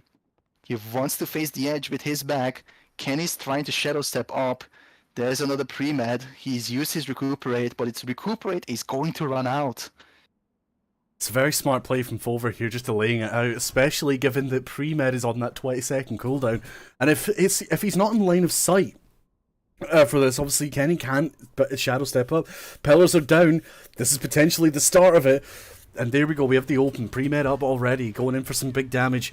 Without any kind of cooldown, so I would say medium damage. Gouge away, he's running, trying to get that reset. He's like, nope, you're in bear form, I'm not going to do anything. And for some reason, Fulvar doesn't go for the Fairy Fire, he just instantly goes to Life Bloom himself. And now he's... have that, we do have the eyes up. Kenny goes in again with the evasion, but he does get rooted on. Will he cloak to try to stay offensive? His trinket has procced. Fulvar trying to get a re-stealth here. He wants to full bleed Kenny with the pounce to try to get his trinket. That would be an excellent trade for him, but let's see what happens here, because Emerge Bleed almost runs out. They're trying to juke each other. There's the Proud, he's gonna get the... And he does get the open. There's a trinket dance. Fulvar needs to do something here. He does Barkskin, but he cannot ambush because he's facing him. So there's the blind on the trinket straight away. Fulvar is very aggressive here. He gets his full bleeds off. He's putting a lot of pressure on Kenny now. He can barely do anything. He cannot even vanish here because he's gonna be put out of vanish.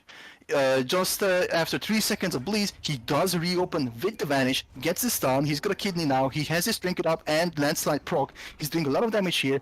The bleeds have faded, but Fulvar is just trying to stay alive for now. He puts on some easy bleeds. He puts on some fire fires. He needs to stabilize himself. He uses the bear regen. It's looking like it's going to be it looks like this one's getting even closer now. Fairy Fire is up, so Kenny cannot get out of this. He does still have Cloak available, and he has used his preparation, but he still has access to that Vanish. The question is, will he use it? They're really low now, and it looks like Kenny's going to fall to the bleeds. Cheat Death procced, Shadow Step into the dance, and it looks like Kenny drops to bleeds. This is going to be the first match that we go for a one-on-one. And the perfect map choice with Ring of Valor. He bought himself enough time to get the ice to spawn early, just after the first opener. Fulvar played this map perfectly, 1-1. We see another bracket go to the third and final duel. Both amazing players, both won 1 game each. The last game is in Kenny's hands. He gets the map of choice. But really, it is 50-50 for both players, their win chances. Let's see what happens here. Fulvar has presented us with absolutely explosive games. Let's see if he manages to make it to the Final Four.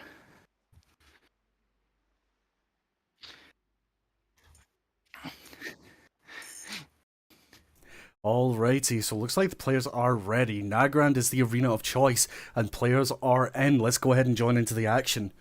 and see what's going on. The final round between Fulvar, the Feral Druid, and Kenny Stabber, the Rogue. Or is it? Or do you call them Rouge? A lot of people call him Rouge. I would say it's pronounced Rogue. It's definitely Rogue.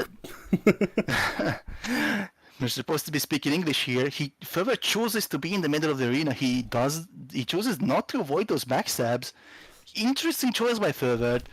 There's the pre-med. We're gonna see the sap and recuperate. So there's the recuperate. He doesn't even sap, just goes in straight away. We see no cooldowns being popped, but we do get the insignia and sword guard procs. It's very little damage. It's only 20% of Fulvar's health, but it is some damage done. So if this goes to the 5-minute mark, Kenny has an advantage now. And just before the shadow step, he does get the bear form. Kenny uses it on your trinket. This will be lost damage to him when he finally uses dance. Indeed, that's a loss. Is that a preparation that I just saw? That was indeed a preparation. Here comes the open again with the cheap shot into the double backstab. Barkskin has been popped out by Fulvar, so that's going to reduce his damage, and he is in bear form, so he's taking hardly anything from that.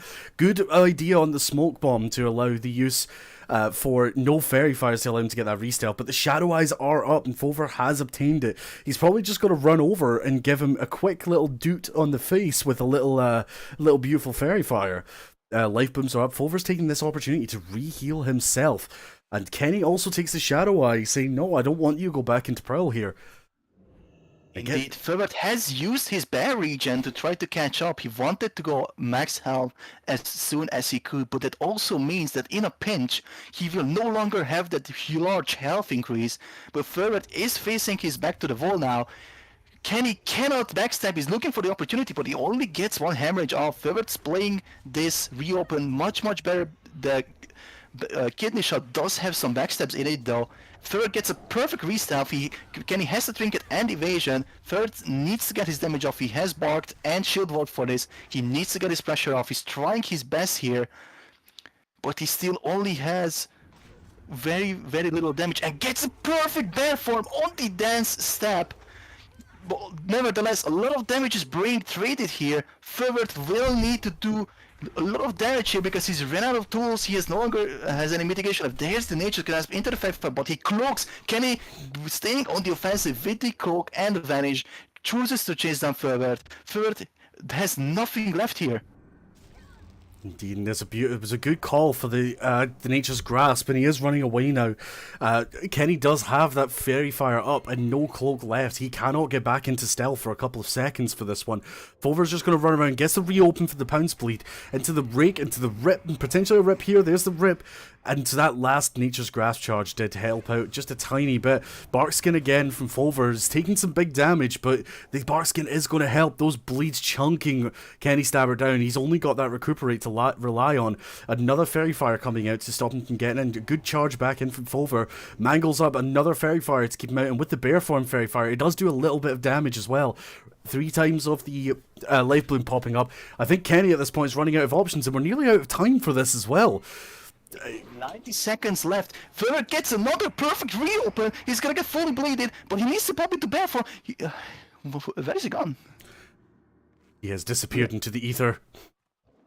Indeed, what happened with Fulvar? Oh, he shadow melded. That's what happened. He's using that sweet night elf racial, and Kenny has forfeited. Kenny's lost. He's called the GG in chat. Kenny's out. Fulvar goes through. Absolutely ridiculous.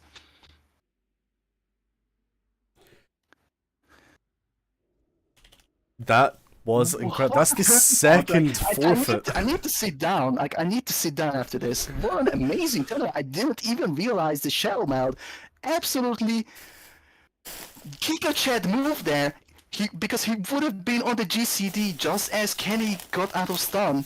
Instead, he used the shadow meld to buy himself enough time to disappear, and then he sealed the game. I cannot believe that. That's the second forfeit we have seen in the tournament today. But it looks like our next matchup is going to be even more explosive in terms of damage. The Tyrant himself, Regis, versus Gohan Super Saiyan 2. Indeed. We just need to summon our players.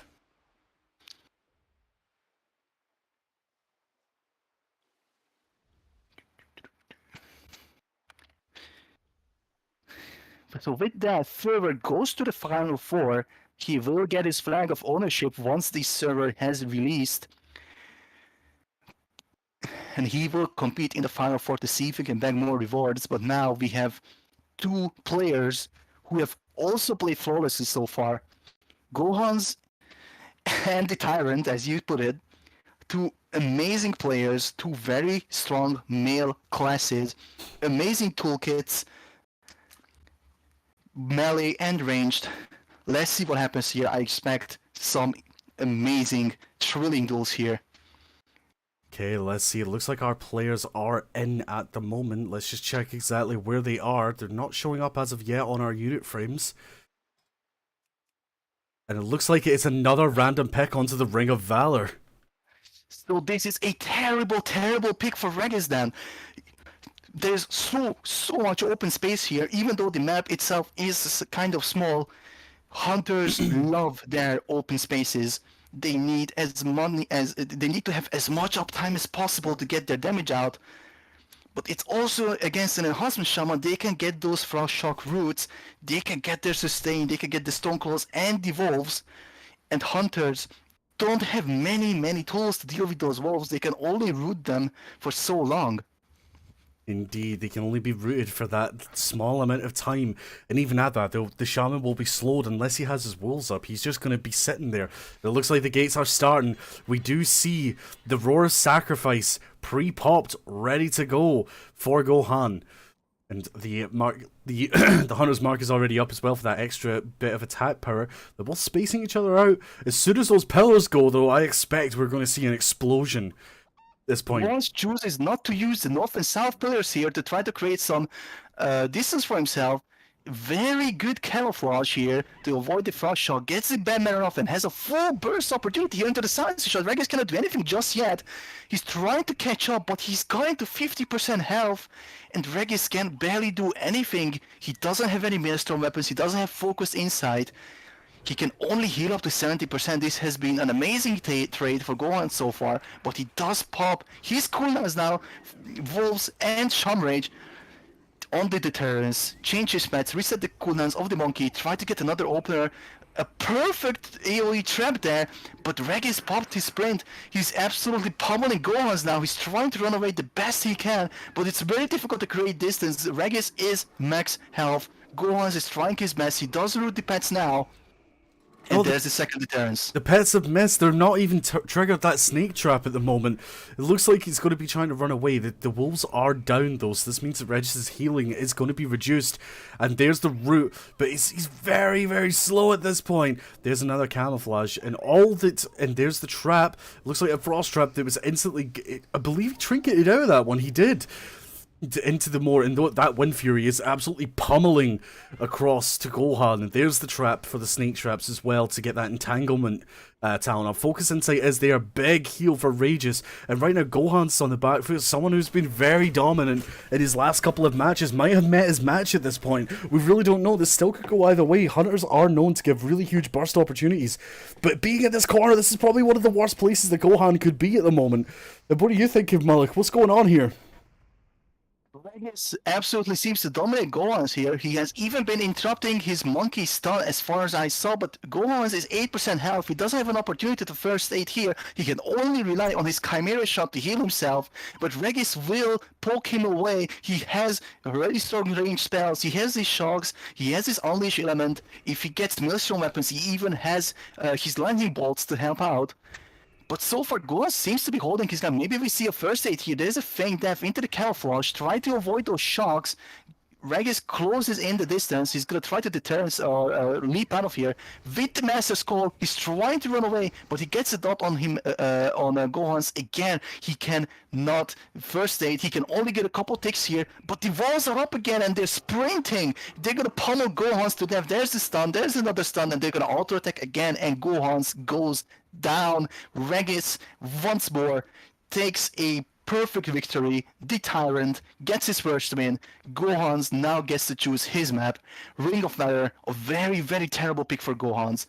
Regis has gotten lucky. Let's see if there's a map that is more favorable for Gohan's. What will happen? That's interesting as well, because we did say earlier that this map itself was playing against Regis because of the amount of open space, but it looks like Gohan just wasn't able to utilize it. Either that, the Tyrant himself just went on a rampage. It looks like he has just gone on the rampage. I would have absolutely expected the open space to be good for Regis, or sorry, Gohan's, but it looks like Regis is just super tanky, a lot of heals, amazing uptime. It looks like Gohan's will need to pick a map that has line of sight. It's looking like that indeed. And we do have some conversations coming through from our other PvP Game Master, Fireboy, who's just said that Gohan's was looking to get some more pets for this matchup. Well, I don't believe that is allowed. We have some rules stating that after the 16th, you cannot really change anything about yourself. And again, this is the middle of arena. You cannot take a pit stop.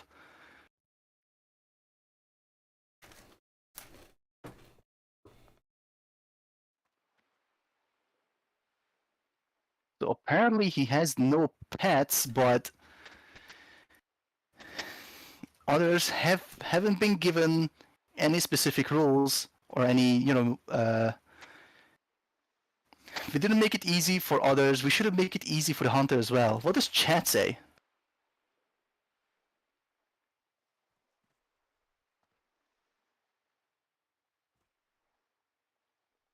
I believe this might actually be a bug, Mullich. If it is a bug, it is in our rules that we do not accept complaints about bugs. Unfortunately, as stated, this is a PTR, this is a beta. If there is a bug and somebody loses to it, we don't accept complaints. At least from checking it, it looks like when Gohan's left the arena, all of his pets disappeared from his bracket. So, in all honesty, he should be able to go get his pets again. It's very strange because his pets were active inside the arena. It seems to have just deleted themselves when he left. Well, that context does make my perspective a bit different here. Apparently, Regis is saying that he is fine with Gohan's retaming his pets. An interesting bug for which we will need a few minutes to sort out. We will give Gohan's the time he needs.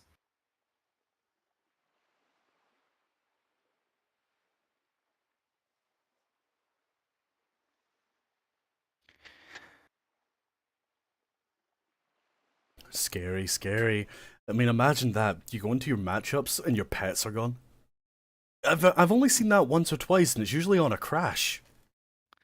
Indeed. It looks like, did he forfeit or did he lose? I was not sure exactly which. I believe it was a loss. It's interesting to lose your pets like that, though. Regis is being a good sport about it, so he will get his pets, of course. What a chat. Give up for Regis, the Tyrant himself, showing that he's the good man. We'll get the tavern music playing again, shall we, Mullich? Always nice to sit in the tavern with a nice cup of ale. Maybe some pretzels. I do love maybe with a glass of water. There's no need to be so vanilla. You shouldn't get drunk on the job, mate. Nobody's talking. So while we're waiting, looking ahead, are three finishers for the Final Four. Gorski will be playing against Muslim, Enhancement against Rogue. Fulvar has of course advanced forward. He will either be fighting Regis or Gohan's. Agility classes taking the top positions. All very, very good players. Just looking ahead against Gorski and Muslim, what do you think will happen?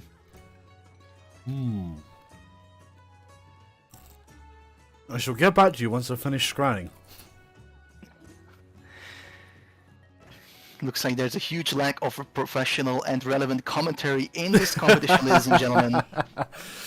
This is absolutely terrible for the Whitemane community. I have just been insulted by my cohort, oh my. Gorski versus Muslim. I mean, two very, very interesting players for that. Muslim's been known to absolutely decimate people, and Gorski being another enhancement shaman. A retment shaman, that would be interesting. Just remember, guys, we also have a classless realm. And it looks like they already, and the map has been picked. Okie dokie, we are just waiting for them to show up on our UI, and there they are. Here we go. Next round between Gohan and Regis. In the Negrand Arena, more opportunities for line of sight here, but this is in Bleed's Edge. Again, he cannot juke with the disengage. He cannot jump down to the lower ground to avoid the wolves. A really, really vanilla pick, this map. Flat terrain, 4 pillars. Probably the most fair map in the entirety of World of Warcraft. Let's see if Gohan's made the right choice. This tavern music is not fitting for an arena, but I love it. Indeed, not especially against two very strong competitors. He's trying to get the monkey start off, but Regis is keeping some good eyes open, but he does get it in. He gets the freezing trap. He will swap his pads, his trademark move to reset that cooldown. He's going to burst it with the aim shot, but he does drink it and just go for the burst straight away to stop that insane damage from coming in. Regis is still very, very high health. Gohan's has only gotten off one Chimera shot this entire time, whereas Regis is just absolutely pummeling him. He's trying to create some distance, but now the wolves will do the work for him. My goodness me. It looks like the Frost Trap is the Ace Trap is also down to prevent any movement with that entanglement talent. And at this point, Gohan is on the back foot yet again. I really don't understand what's going wrong here. A competitor who was so powerful at the start might have met his match, but we know what Gohan's like. He can pull anything out of a hat at this point. Rapid Fire has been polished, not utilizing any of his damage and cooldowns, but it makes sense because Regis could just go in and completely annihilate the competition with that huge ass crit that can come through there. We've also got we've got another deterrence coming out as well, and Gohan's doesn't have any cooldowns left. His readiness is gone. Everything else has been used. Roar's sacrifice is up. He switched to his pet, but with Regis being inside of that ice block, that Roar of Sacrifice is going to do nothing. It's going to expire. He's back into camouflage, and at this point, it might just be trying to play for time. Even has that aspect of the pack up to create some distance in the camouflage. Really smart choice there. Regis is just not in range to get him dazed.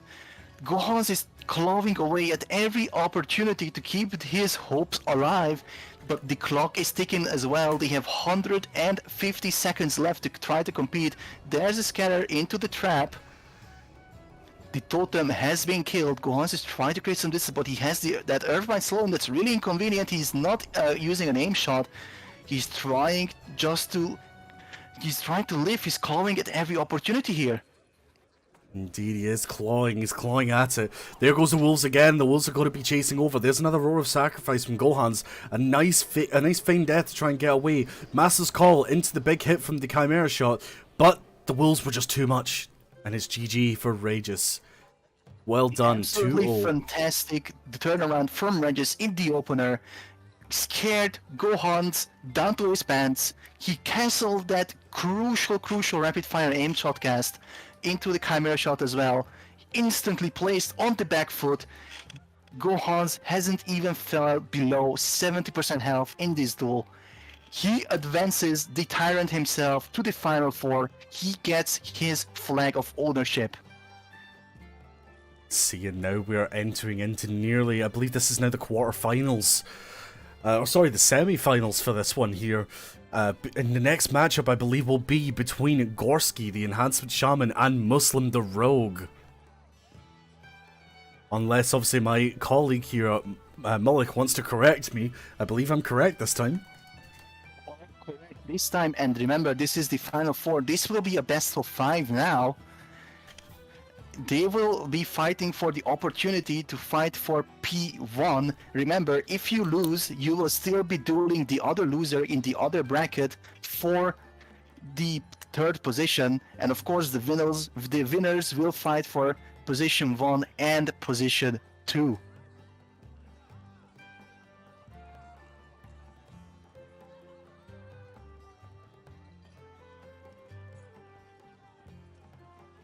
So our players are just getting ready right now, and the arenas will begin shortly.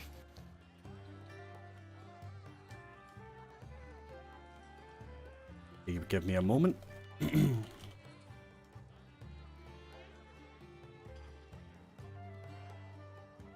We've been given the command to hold off by our community manager. We're just waiting to see what she's saying.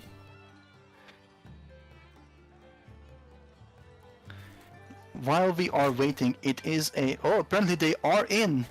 Okay, looks like we're just going ahead with it. Let's see, Gorski versus Our community manager has been ignored. The duels will begin. Enhancement versus Subrogue. So far in this competition, Subrogues don't have a great tech record against the Enhancers. Will we see Gorski win, or will we see Muslim put up a very strong fight? He has been fantastic in this competition so far. But Enhancement Shamans have just been a huge pain for Subrogue so far. Indeed, indeed, but we'll see what happens. But this is Muslim we're talking about. You know, he could pull out of the bag for this one. We've seen this man come up with some really interesting strategies to beat other classes. And who knows, maybe we might end up seeing a Enhance final. A duel of the legends waiting in the making. But of course, Gorski will have to fight for that opportunity. Muslim is an absolutely legendary rogue in this competition. Let's see what happens here. Stoneclaw Totem has been popped. It has been put on cooldown. Muslim has used Sprint. So he is a cooldown down. And he opens instantly. He does not want to fool around at all. Trading some easy blows here, but now we will see the Frost Shock if Gorski makes it up there.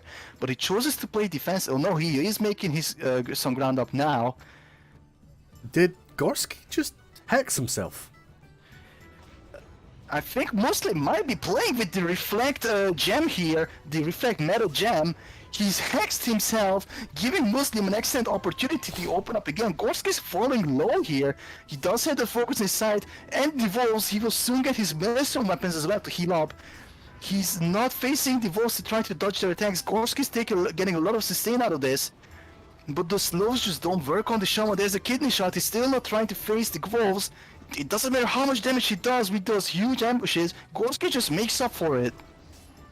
Indeed, indeed, and it also looks like it's a really smart move from Muslim as well to be using that wound poison, although we know that the healing from Shamans can be incredible from this one here.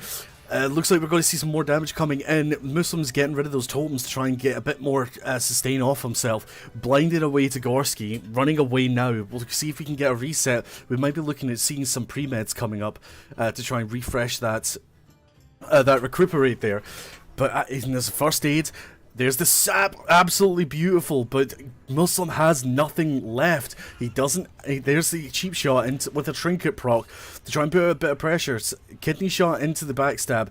Sprinting away, trying to see if he can keep some range. I think at this point, he's going to want to play the long game, having Gorski run out of mana. But that might not happen. We know what these enhancement shamans can do. And we also know that they're pretty terrifying when you come up to it. And you also have to consider the time limit. They have 2 minutes and 45 seconds left of this arena. Muslim can win on damage if you can get perfect reopens every single time. Now, he will not be able to run away here. He has used his dance. He doesn't have a sprint. Gorski puts down his totems, tries to create some pressure. But so far, it looks like Muslim's holding his ground, even though he's not using any defensives just yet. Indeed, those defenses may come at a cost to his life at this point. But the regen from Recuperate is going off. Gorski is now out of mana. All Muslim has to do is just pump in as much damage as he can. There is another no, I thought it was a dance. It's actually not. It's just the sound effect that I heard. Must be expecting it to happen on my end.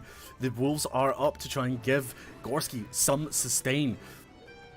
And that wound poison's working. That was a huge crit from the Storm Strike.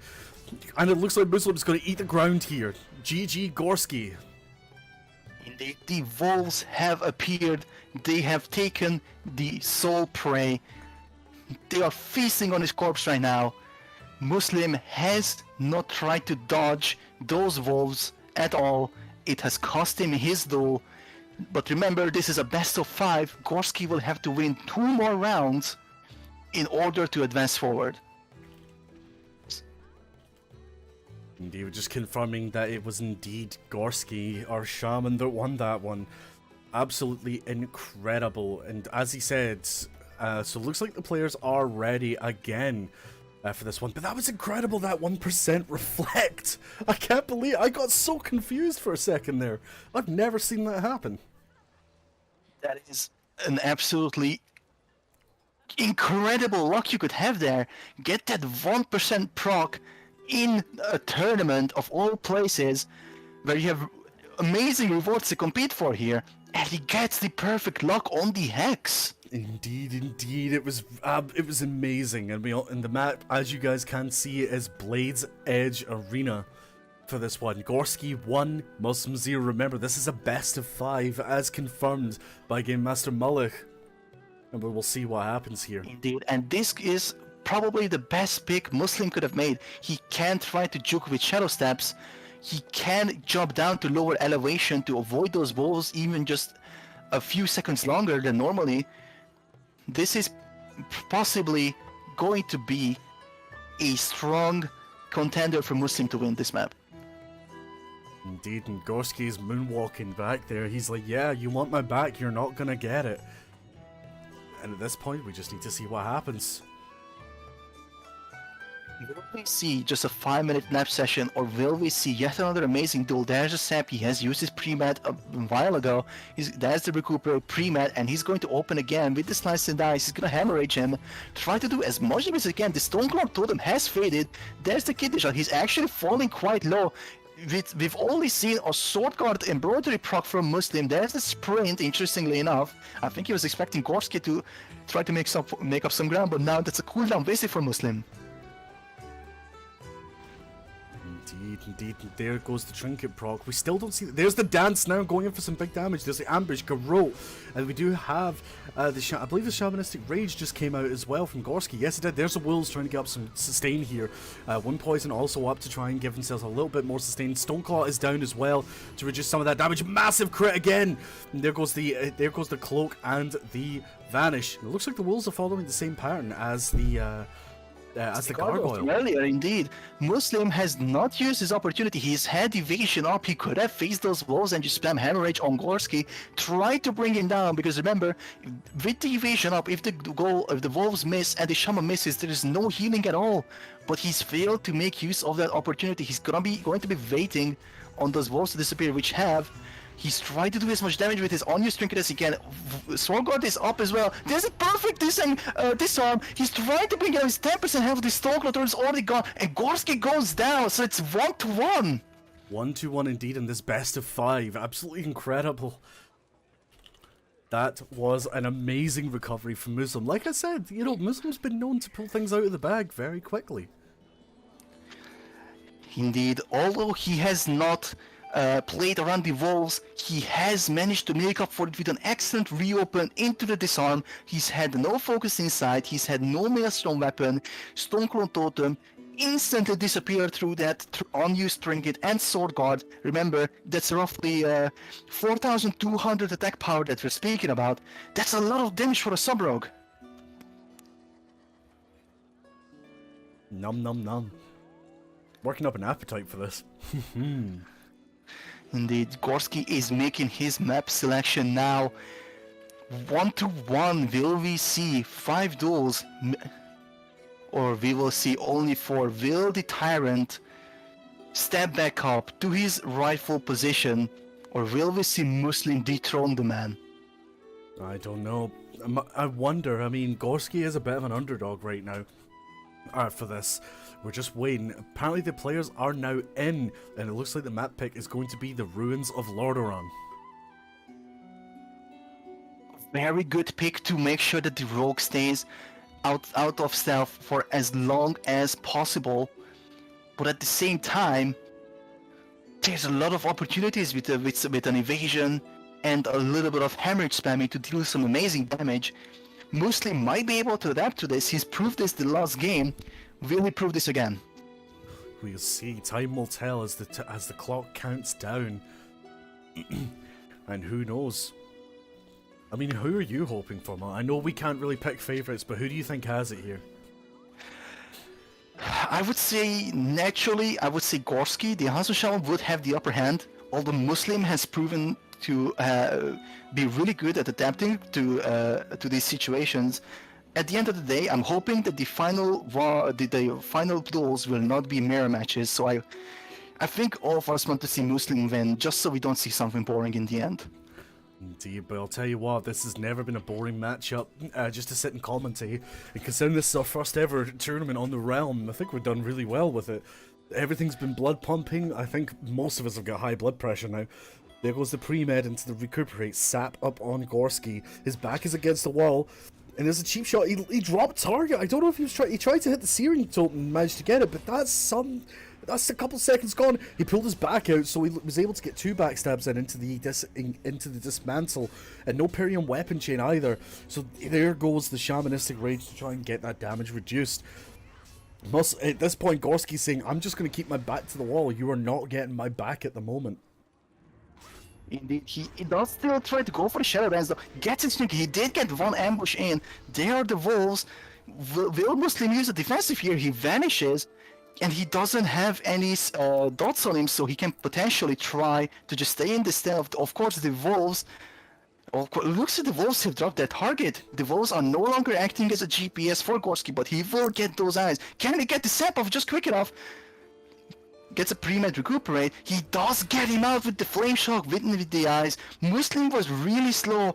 He is on the back foot right now. He gets the routine as well. He has to cloak, vanish, and reopen. Get some pressure. He has used his unused trinket. He has used lifeblood, but he doesn't have any trinket procs. He needs to blind this. He needs to get a good reset. He needs to get that Maelstrom weapon away. He has 4 stacks and he has a lot of durations on those. Let's see what happens here. He will have to reopen to make sure that he cannot heal himself. That's a Sham Rage. We do have the trinket proc, and also the Sword Guard embroidery going up as well. Now we're getting a little bit of that Shadow Dance is now just gone to waste because he wasn't able to get to the back of him. But he has dropped the health low. There was also, and there we go. Muslim takes the next round. Stone weapon disappeared just at the end of his reopened stun window. Perfectly played by Muslim there in the end. Again, just excellent adaptation. Made up for his mistake of getting called out with the flame shock immediately. Excellent play by Muslim. He gets the 3rd match for him. That's his 2nd win. If he wins one more, he advances to the final. Indeed. Bear with us just a moment here, guys. We're just going to sort out a few details.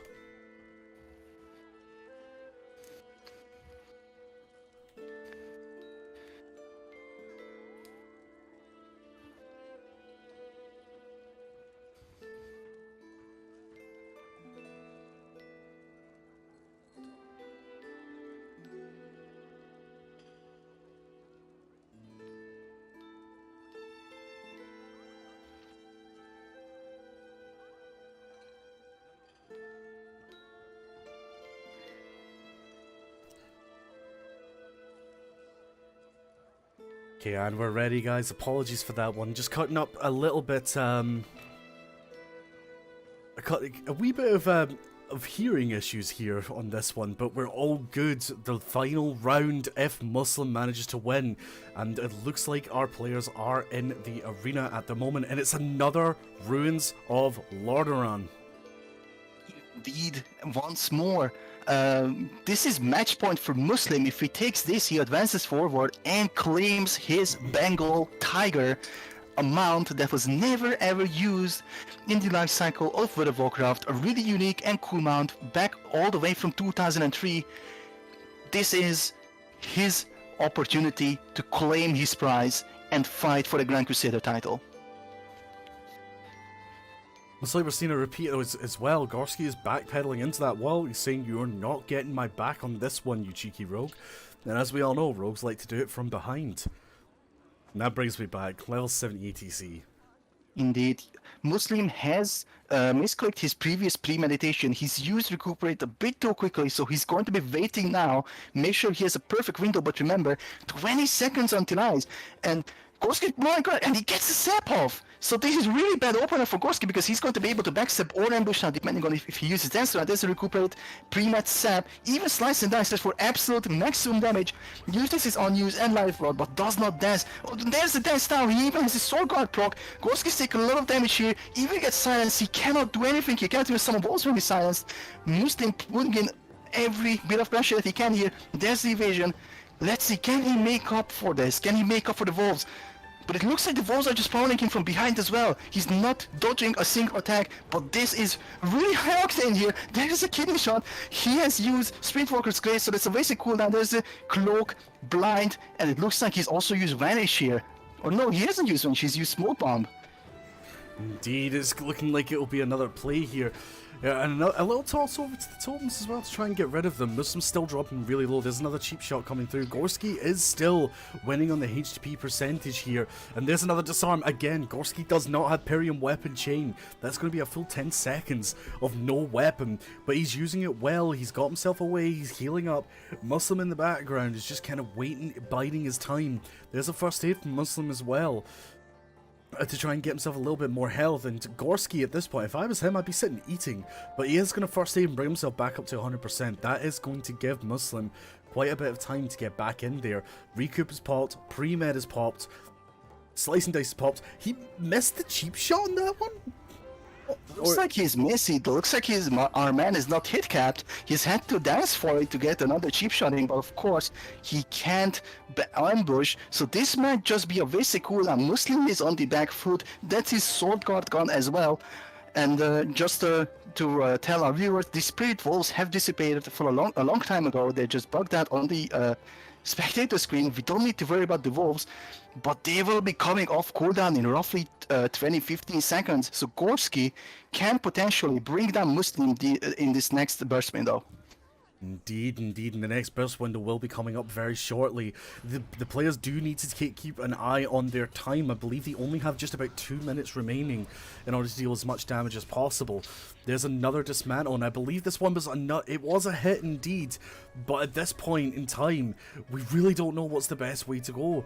It looks like there's going to be a freeze there, and there's the Cloak of Shadows. Dead Zone is coming out. It looks like Gorski's just trying to play it out for time. I think he already knows that they're nearly running out. And there's the Spirit Wolves up. Indeed, and now he tries to turn this around on him. He has his mitigation up, he has the wolves down. Muslim's flying really low here, he has to blind.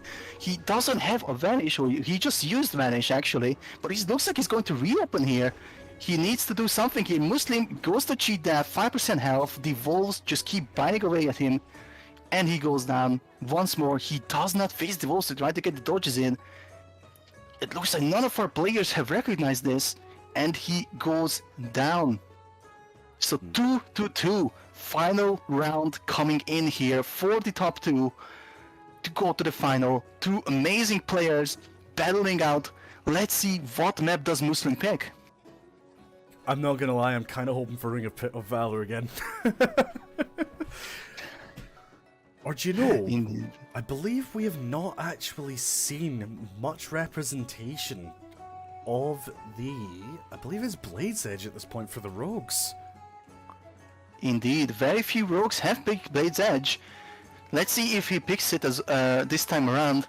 It would be, I would argue, the perfect opportunity for him. Again, those Shadow Step jukes and being able to jump to the lower ground to avoid the wolves. Amazing, amazing opportunities for the rogues to get away, and it looks like we have gotten Blade's Edge. So that is, I would argue, the perfect pick for Muslim here for the final match. To take the final victory, to advance to the finals. This is his only shot. He needs to bring Gorski down. He does indeed. He needs Gorski to fall, and at the same point, Gorski needs Muslim to fall as well. Although we might end up seeing a mirror matchup in the finals. It happens, and I believe we still have a guest appearance from one of the GMs. I think that was Tide that I just seen over there. Only for a split second, but of course he is gone now. Letting our final four players, or Muslim and Gorski, battle it out. Let's see what happens here. Gorski is choosing to stand over there instead of to the left. Muslim uses his cooldowns early. There's a Shadow Dance as well. Gorski just instantly trinkets and turns it around on him though. Muslim's falling kind of low here. He cannot do anything against Gorski. Those wolves are really strong. He's getting his Maelstrom weapons. He's gonna be able to heal up. There's a Stoneclaw as well. Muslim's falling really low. This has been an absolutely terrible opener for him so far. And of course, the wolves are acting as a GPS. Terrible, terrible bug that should be fixed. And he managed to get away just in time. Looks like the wolves have dropped their target. Gorski settles in nicely into another corner. Muslim needs time to recuperate. 1 minute has passed. The eyes have spawned, but Gorski is locked into that little corner over there. Indeed, indeed, and there's a reopen coming for the cheap shot. He managed to find a little slight angle to get some backstabs off, and there we go, placing it in. There's the evasion being popped up as well. Stoneclaw is back down, trying to keep himself alive in the clear, making himself look really good in the process. There's the shock, so he's got that focus insight ready for another heal, stacking up that Maelstrom weapon. We do see another dance, but at this point, there's just no use out of it. We only got one ambush out of that whole one. There's a late trinket doing some extra damage. Stoneclaw's back down. 16% is the lowest. 15% is the lowest that he got down. Big heal out, and using that wound poison is probably a smart idea. We've got the blind coming up as well as a smoke bomb to avoid the totem damage as well. There's the vanish, another cheap shot coming in, hemorrhaging and backstab. GG to Muslim. Vitti missed DR window on the stun. He only got a split second cheap shot off. He manages to get the victory in. Gorski opted to Storm Strike for more Maelstrom stacks. He's had 2 stacks. He could have potentially tried to fake cast for a heal, but he chosen to try to Storm Strike, try to turn around the game, but unfortunately just a split second away from being able to cast, costing him the victory. Muslim advances forward. We will not see a mirror matchup in the finals, but we just might see a mirror matchup in the fight for 3rd and 4th positions. Indeed, indeed, we will hopefully be able to see the total damage of Storm, Earth, and Fire together. Or as I like to say from my Mona Math, it would be Twilight of the Thunder God. Although that would really count if they were in Elemental, I guess. Well, you know, we do have that classes realm, so that is a simple, that is a possibility. Everyone, go check out Shadowstone. PTR has launched just a week ago, so go and try it out. You can level up to level 20, I believe, and try some builds out for yourself. A very, very fun realm. I definitely recommend it to everyone, even though I'm not paid for this. But let's see our final duel, Fulvar versus Regis. Indeed. An amazing, explosive, fun Feral Druid facing the Tyrant. We are expecting a fantastic duel here. Indeed, and not only that, alongside, just to add in, remember guys, Maelstrom, the Cataclysm Realm, launches on the 3rd of March at 8 PM CET. Mark it in your calendars, be there. We have some incredible rewards for people who get Realm firsts. We have a bunch of tiles to be giving out, and we will be doing a ton of extra events going forward. And remember, after the PvP event, we will have the jump event as well, so stick around, log in. But with that being said, our players are ready. Indeed, and as a heads up, after this duel, we will have a short 5-minute break for our finalists to gather themselves, for us to lay back a little bit, regain our strength, regain our endurance, and witness some amazing final duels. And let's see, and they are in, our players are in. Indeed, now we're just checking to see where they show up, and it looks like the first arena that we're going to have for Fulvar is going to be the Nagran Arena. Fulvar, Feral Druid versus Regis, the Shaman. And so the gates open. 2 amazing players. While Fulvar hasn't been flawless, he's produced some amazing duels. He's had some very, very rough competition, and he faces another incredible player, Regis, an absolute Giga Chat of Enhancement Shamans. He is facing the wall, he gets the leap, but he gets taken out of stealth. He doesn't get the pounce, he will try to full bleed nevertheless. Regis is falling a little bit low here. Fulvar tries to run away. He might get that root off Regis, but he doesn't. He line of sights just beforehand.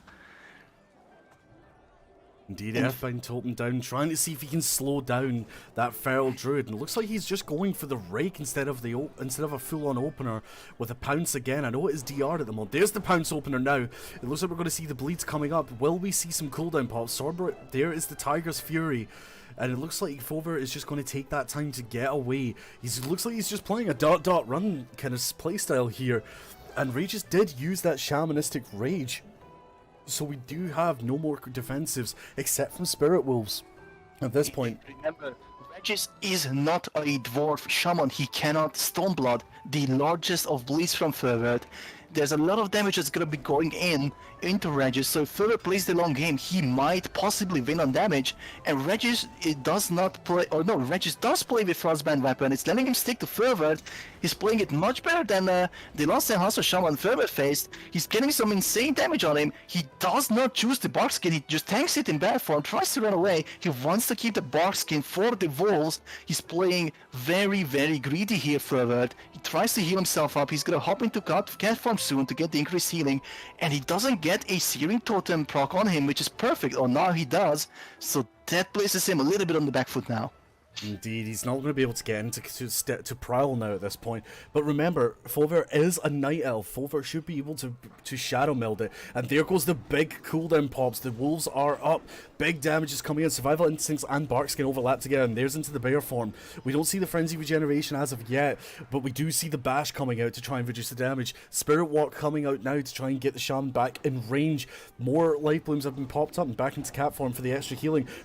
Regis is actually using Frostbrand weapon on this one as well to try and keep in range, and it looks like it's going to be working. 30% of health down from Fulvar. It looks like at this point those heals are going to be taken up. There is the Nature's Grasp, and more heals are going, but Fulvar is now slowly running out of mana. He has to innervate himself or he's going to be running out completely. Back into cat form. There goes another bleed, and with that, it looks like he's going to be getting a quick reset. Good job for Fulvar, and it's a very smart play. What's not smart was that he used Nature's Grasp very late. The wolves had 100% uptime on him. It cost him many defensive cooldowns, but he gets another reopen on Regis. He pops all cooldowns now. He's get the strongest bleed, but he does have Sham Rage available. He does use Barkskin as well to trading some defensive cooldowns. Both players just going absolutely ham at each other. Regis is struggling to get his Maelstrom stacks. He's purging him, trying to do anything here. He only has 4 stacks and 6%. There's a 5 stack. He gets a very weak Greater Healing Wave. He did not have a focus inside ready. He gets Cyclone very low. Fulvar has the chance now, unless he gets an insane Wind Fury proc. He is forced to go into Bear. This will go down to the wire here. There's the Bash. But Regis heals up. Fulvar does not choose to go offensive. He might just lose here. And I also just want to point out that these extra totems that you see are not actually there. This is just part of us being in Game Master mode, showing the original totem procs. That would be a very messy setup if that was the case. Indeed, and they only have 1 minute left of this arena. He does get the reopen with the full bleeds. He heals himself with that predatory swiftness. Tries to make sure he gets as much damage on Regis as he can, but the wolves turn him around. He uses Nature's Grasp now, but he has only 4%, 2%, and he dies. Fulvar goes down against the Tyrant. Indeed, good job. 1-0 to Regis. Absolutely incredible. And just to check back on the chat here for Toad MKD, there was an Arms Warrior in the arena battle cry, but he did lose, unfortunately, to Kenny Stabber. Or was it Muslim? Was it Muslim or Kenny Stabber? I can't remember. I actually cannot remember as well. I believe Battlecry faced Muslim, right? I think it was. I'm pretty sure it was Muslim. Let me double check. Battlecry faced, it was Muslim. Of course, they're both guildmates. And it looks like the players are ready with a Ring of Valor pick. Absolute Giga Chat pick from Fulvar. He doesn't want Regis to get any bit of line of sight here. It seems, even though Fulvar himself uses line of sight a lot, was this a misplay? Only time will tell, my friend. Only time will tell. And it looks like we are into the Ring of Valor. I absolutely love this arena. I know a lot of people hate it, but I love it. It's produced some amazing duels so far this map. We've seen absolute Giga Chads play on this map. They've all played it to perfection, I would argue. Let's see if they produce, if Regis and Fulvar produce another memorable duel on this map. Certainly, to me, it's also one of my most favorite maps, but we will see what happens with this map on live, and the gates do open. Indeed, they do open indeed, and we are going to be following Fulvar's point of view for this entire match. They're playing very safe at the start, sitting right at the back, looking to see, I believe they're just playing out. There's the charge into the pounce, into the ravage as well, by the looks of it for that one. More damage is coming out. There's the instant cyclone. Just to try and reposition himself to see what he's going to do. Some lifebloods are going up as well to try and keep his health up. The pillars are going to be playing in their favour shortly, and maybe it looks like Fulvar's going to try and get a re-prowl at this point. He's almost out of combat, and there it is. Yes, the dot has fallen. Regis hasn't used any cooldowns. He has used Trinket now. He will potentially try to Spirit Wolf here as well. Put a lot of pressure on Fulvar, but it looks like Ventfurious is doing the job for him. He's forced into another Cyclone. Despite the full bleeds, Fulvar is falling behind on damage a lot here. There's a Stone Cold Totem on the remainder of that bleed as well. Fulvar is on the back foot. It looks like this map has been the worst choice for Fulvar. Indeed, And that's the perfect pillar play! He doesn't have Cat Leap available because he's just used Feral Bear Charge. He's absolutely on the back foot here, he cannot do anything, he needs to wait for another 20 seconds. The Tyrant showing his dominance again over the land and the sky, the sky, the sea, everywhere, and even including the Ring of Valor. Fairy Fire is up on Regis to try and reduce his armor. There's a flame shot coming out, and it looks like we have the Shadow Mill pounce at this point. Synapse strings had been popped, and are we going to see another Cyclone? No, we are not. We're going to see the Barkskin come up. The Wolves are up. Trinket has been popped. There's a 3-stack of Maelstrom weapon used for a big heal. Fulvar is on the back foot right now. Survival Instincts is up as well into bear form, and there goes the Frenzied Regeneration at this point as well. And he has got plenty of rage to keep him up here. At this point, it would have been great if he had a Battlemaster Trinket to help out with that, but I don't think he does. More damage is coming in from Regis with the Wind Fury weapon, and he is stacked up. There is the Frost Shock with that talent to get the root if it's used at 40-yard range. It looks like we're getting some more damage in from Regis here. It just feels like Fulvar just can't get his balance at this point. Even the demoralizing roar is not enough to help, considering most of Shaman's damage is going to be nature. You know, attack power decreases aren't really going to do much for you here, Fulvar. You need to run. It will help against those Venturi weapons though, that does a lot of damage, and so does the Storm Strike, but Fulvar hasn't picked the correct map. He doesn't have any line of sight available. It plays perfectly into the Tyrant's hands. He gets Frost Shock just around the corner. He's trying to get the Lava Burst of the Pillar will go down. Fulvar, 10% health in bear form. He has nothing left. He only has a Barkskin left, but it won't do anything for him. He's 6% health. There's the Barkskin. He's trying his best to survive here. There's a Nature's Grasp to try to keep Regis away. Tries to heal up here, but Regis goes out of that route. Dude, now it's going to be mosey around the pillar here. There's the pounce again into the rake. We're going to see a lot of cooldowns pop from Fulvar, but will it be enough? He's only going to have to be able to get away at this point. It's a very heroic attempt from Fulvar right now. He's frost shocked. He's frost shot again. He's out of form. He's popped into bear form now. Demoralizing roar to help out with those Wind Fury pox. As said, Thrash is up. Everything is going down at this point. We might just see the longest battle. We might even see out of the eliminations the very first match that goes to time out. Clock has almost run out at this point. Only has 70 seconds left, but Fulvar still holding on by on the mirror's edge. But the wolves do appear. Fulvar goes down to the stun and dies.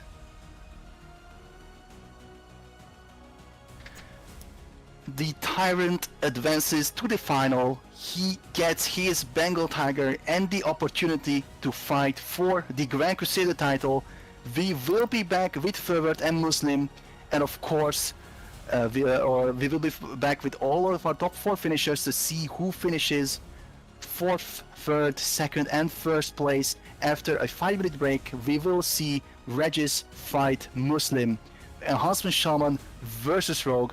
Muslim has experience with this, quite a bit actually. Regis only has 1 duel against Rogues under his belt in this competition, Muslim has more experience here, and after just a 5-minute break, we will see what happens here.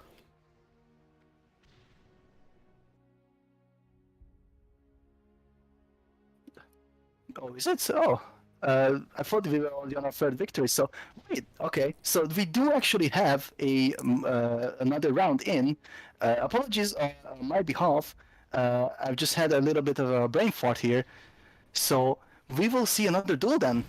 Regis against Fulvar once more. Fulvar will be able to pick his map, and they will have another duel. Indeed, indeed, and this is what happens when you get right into it. The monologue takes over, and you just forget what happens. Indeed, it was quite the explosive duel. I was very into it, but once more we will have to be immersed in their amazing fights because they are in the arena. And it looks like Blade's Edge Arena is the next pick again. And now we just need to find our players. Where are they?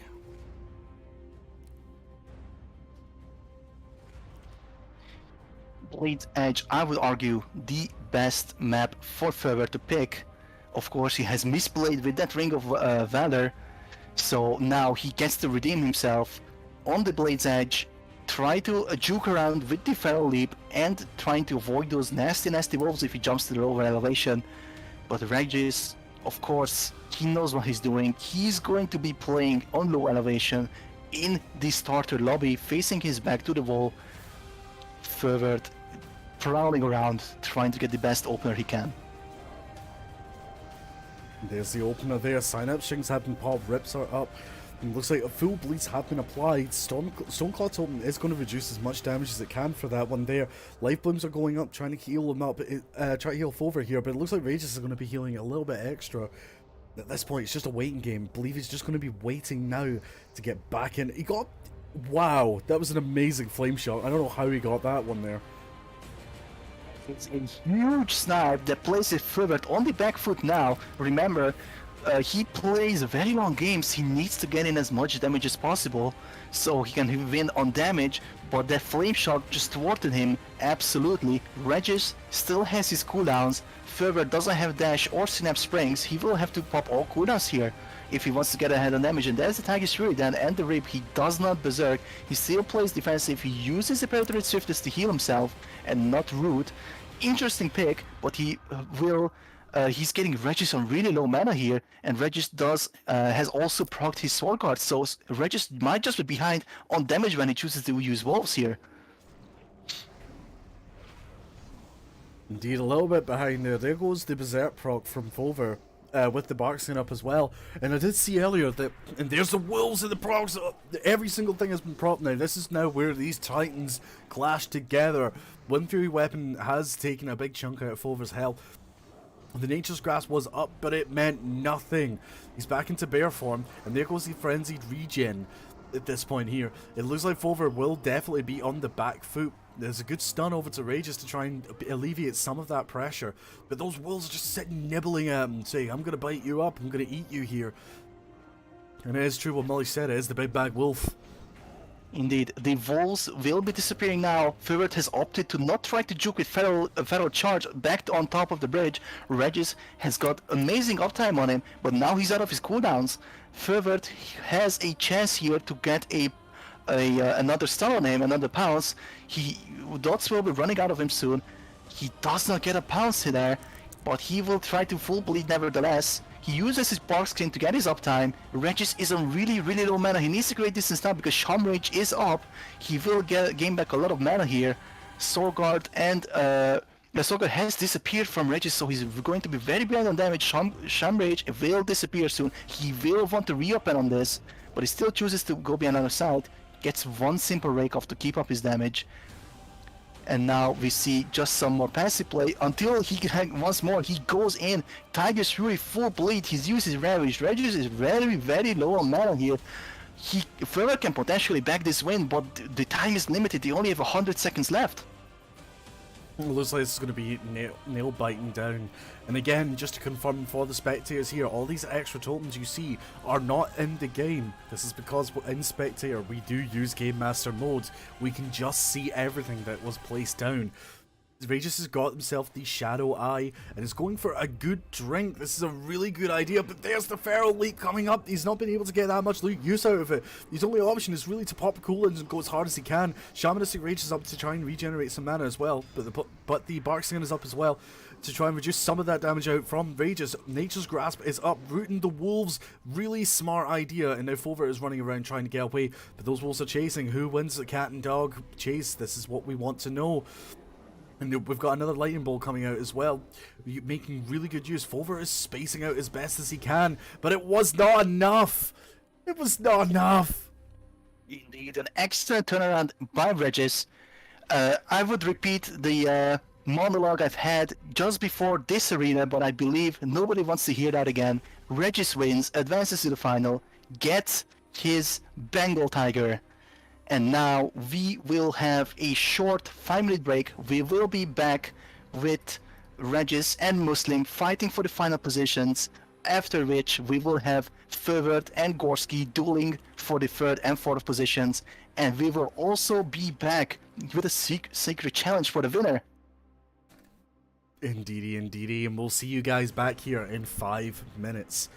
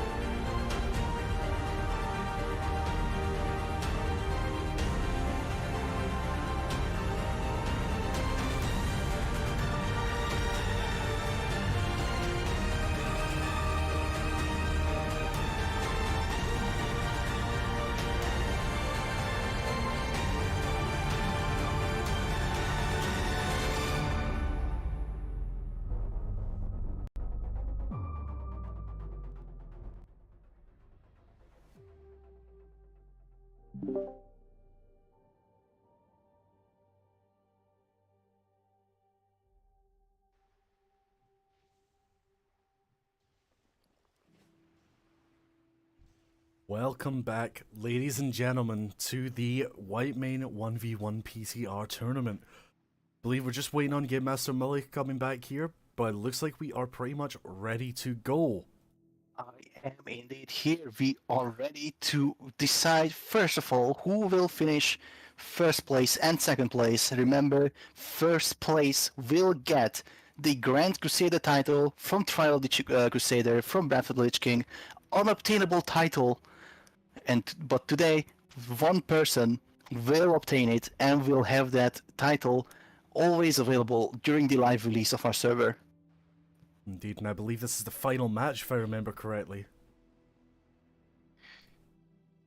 For our finalists, actually no, because the final winner will face the secret challenge. And a bit of a spoiler, it is a fight. And we will also have Fulvar and Gorski, who have dropped out of the final four. They have lost their duels, but they still need to decide who finishes third place, who gets a step on the podium, and who finishes position 4. Alrighty then, so please Mullich, tell us, who are the legends again? Let's reintroduce them. So, on the top side of the bracket, we have Regis, the Tyrant, as dubbed by Sylah. He is a fantastic enhancement shaman. I do not believe he's actually lost a single duel in this tournament. He's gone absolutely flawless here, fighting against Muslim, the sub-rogue. He has already beaten an enhancement shaman, and he has in fact dueled against, I believe, multiple enhancement shamans actually, but I might be wrong about this. And nevertheless, they both have experience against the other class within this tournament. Both of them are really strong players. We will see yet another enhancement versus sub-rogue, two of the best players in this tournament at the competing for P1.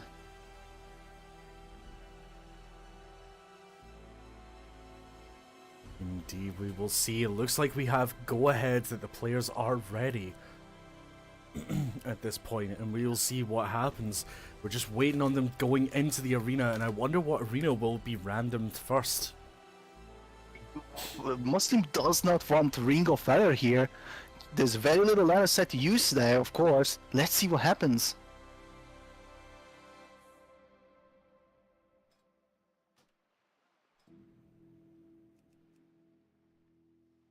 Hopefully everyone appreciates the music choice as well. Beautiful battleground mix.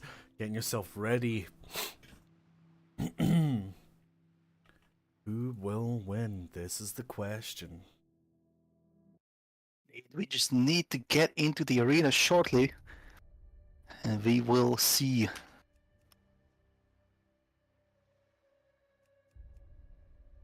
Apparently they are in, but I cannot see them.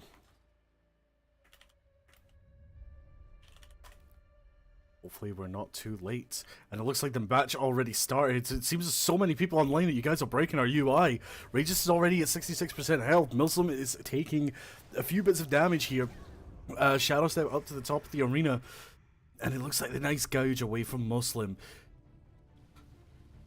The greater heal up from Regis trying to keep himself alive. Earthbind Totem. It's just going to be used. Muslim's on his Spectral Tiger, or was he? He tried to mount up on it to flex out, you know? Like you said, it's all about the flexing at this point.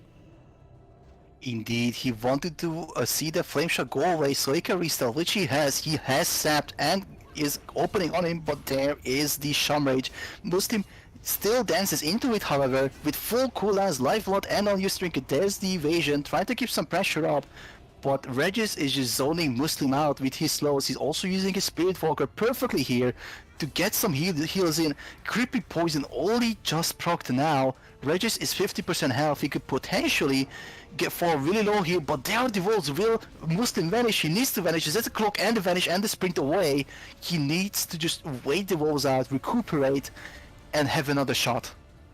Indeed, as soon as those wolves disappear, it should then be an easier match. I love the positioning that Regis has right now, putting his back to the wall, but at this point it's not good enough because Muslim can just jump and potentially take some backstabs, although it really depends. Shadow Dance is almost ready, and the Spirit Wolves have disappeared. Looks like Muslim is just going to opt for some hemorrhages, and there you go, he's jumped down for that last backstab. Got him to spin around, and there's the Shadow Dance as well. Dismantle going up. Again, Regis does have the Podium weapon chain. And some big damage going out. Bleeds are up. Wound poison is up. And the health pools are roughly even, but it looks like Muslim might have the upper hand here. There's the blind, and Regis does not have a single trinket, but that totem is keeping him in combat. He cannot get the restart. Crucially, however, he's had to kill that totem. He did not have a dance available. He does, however, get a full kidney here. Regis is falling low. He doesn't have a single Maelstrom weapon stack at the moment, but Muslim gets the interrupt in on that heal. But Regis gets 3 stacks up to 4 now with Maelstrom weapon. He can stabilize himself now. He will have Sham Rage available soon, but Muslim will have full cooldowns available soon. Dance, unused trinkets, disarm, everything you can think about offensively. There's a Slice and Dice. We will see the dance. There it is with the cheap shot. He's going to be using Sham Rage. He's trying to get as much damage as he can. He only gets 1 Maelstrom weapon stack on the Wind Fury. He's trying his best to survive here, but he does get disarmed. He has 4 stacks. Maybe he can get an interrupt in Muslim. And he can't. He is not close enough for the interrupt. Regis gains the upper hand in terms of health. Muslim is falling really low. He tries to juke him with the Shadow Stab. There's a cheat death. Walls are summoned. Muslim vanishes at the perfect moment, but he does have dots on him. He will be found, and the walls take him down. Gets rooted. Regis needs to keep resistance, and Muslim goes down. That's 1-0 the Tyrant himself. Absolutely incredible. Wiped the floor with Muslim. Very unfortunate for him that he couldn't get the restuff that he needed on the blind, cost him the victory, and now Regis has taken the first win. He needs to win 2 more, and he is going to win this tournament. Wolf Boy wins again, and it looks like the next map has been chosen. Ring of Valor. These guys want to get straight back into it. These players are out for blood. Is Ring of Valor the good pick for Muslim, however? Remember, very little line of sight, and he wants to be on his toes all the time. He cannot afford for the Enhancement Shaman to get any sort of uptime. Ring of Valor is a very, very ballsy pick to make. Indeed it is, but could it go and swing the advantage towards Muslim? That he does have the ability to juke people in the weirdest of spaces. But we shall see, does he have friends in those low places? Huh, I did a rhyme, I'm smart. It looks like Regis is going to wait in that corner again. He does not want that backstab, ambush, open. He does not want to deal with it. Muslim's biding his time, waiting for that pre-med to disappear. Looks like it might be a recuperate pre-med open scenario that we see here. Pre-med has faded. There's the recuperate. He also chooses to pick a Slice and Dice, but that I told him, put Regis into combat. He knew Muslim was coming. He put down a perfect Stoneclaw just before the open. There's a very, very rough kidney shot there. There must have been only 3 combo points. But what's more, there's a reflect on the Hex. My goodness, another 1% chance. Muslim better be thanking his stars. Regis must be thinking, what is going on here? We don't want this to happen again. Earthshock is up to reduce the attack speed of the rogue, and not having that slicing dice up, that is going to affect his energy regen very slightly. Very good positioning here. Looks like Regis tried to pop him so that his back would have popped up and shot Muslim in the air with the totem. Shadow Dance up, Garou is up. Invasion has also been popped as well, and Regis now just needs to buy himself some time, get some heals out. There's the Cloak of Shadows trying to keep up the pressure. Regis might drop down here. There's the Wolves and the Trinket. Got to do some big damage and some big healing. The blind has been popped, and Muslim is just taking damage from the Wolves right now. There's the Vanish, and there's the Garou again. There's no way that any more healing can go out, but it looks like it's not enough. Cheap death propped, and it looks like Muslims just gave up at this point. It's a GG. Indeed, a GG. Ring of Valor Not the smartest move, I would argue, from Muslim. A very, very off-meta pick. Did not work out for him. He's used his evasion and full cooldowns, trying to make sure that he can do as much damage before the wolves are summoned. But he did not get that crippling poison proc. He couldn't get uptime. Regis was just too quick for him. He managed to create the distance, waited for the cooldowns to disappear, and then summoned the wolves and took down Muslim. Indeed, indeed, the Tyrant is rocking it again. We are just waiting now for confirmation that the players are ready. They had to be the fastest ones to ready up. This is actually the first time that the Spectator desk is ready first. Indeed, they are out for blood. They do not...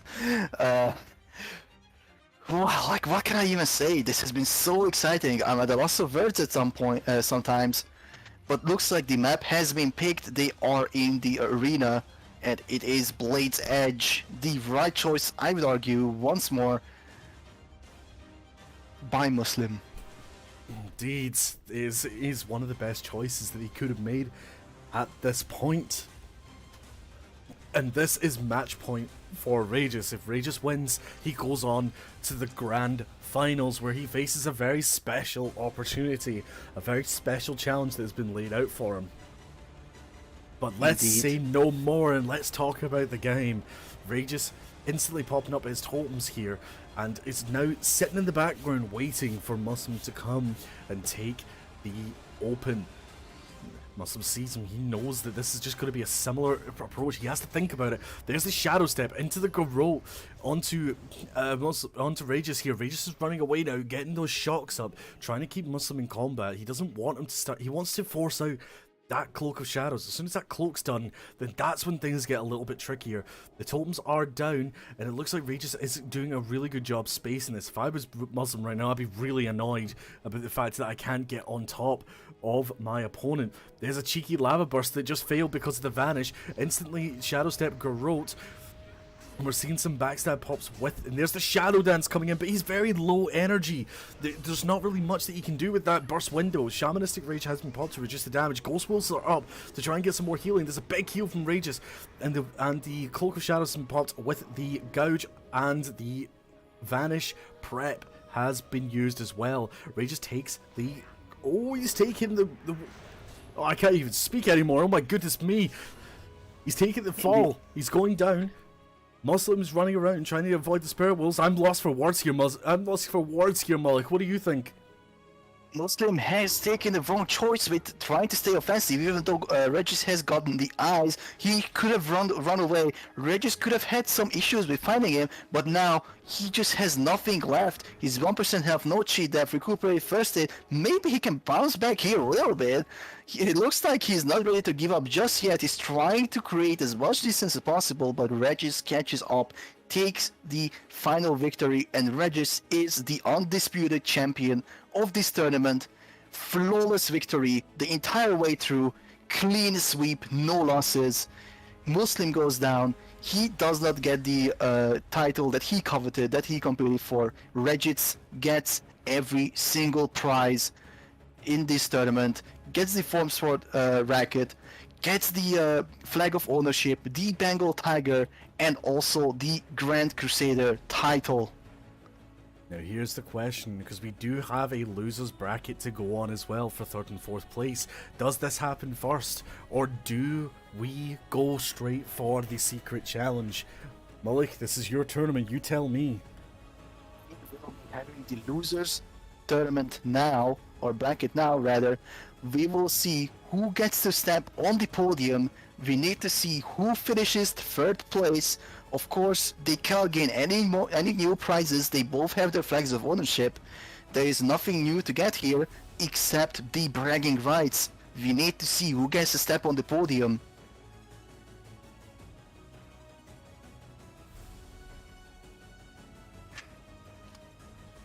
So we will just shortly ready our players up, and they will be competing.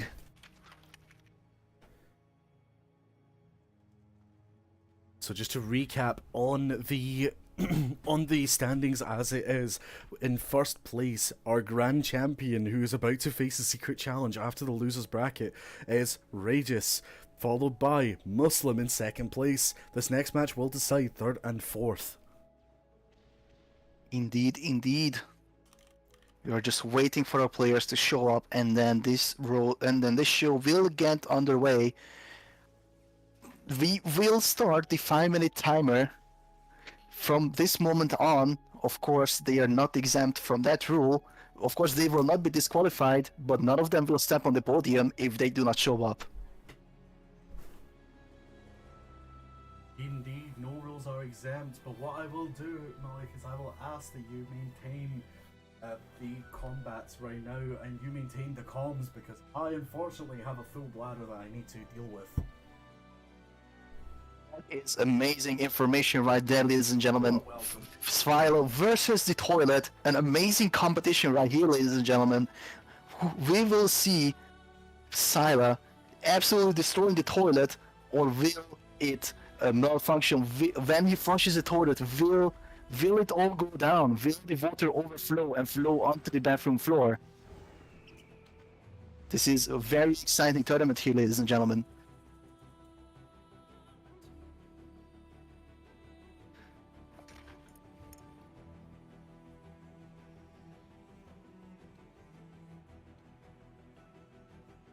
Can I just say, this was a fantastic tournament so far. Absolutely amazing competition. Unfortunately, we've had quite a few disqualifications from this overall tournament in the qualifier, and even today we've had to disqualify Kero, and also Azarian stepped out. He forfeited before even the fight would have begun. But nevertheless, can I just say, an excellent first competition for this server. We have Regis and GM Island saying, what's he gonna do now? Solo all the game masters? I mean, that would be interesting. Indeed. Who would win? But our players are not showing up, it seems. It looks like Gorski has appeared, but I do not yet see Fulvar is in as well. They will be inspected shortly, and then the fights will begin. I really hope we do see them both coming. It'd be very sad if one of them just doesn't turn up now. It would have been indeed, but thankfully they are around. And we will see who gets a step on the podium, who's the better player. And then of course, we will have the final challenge.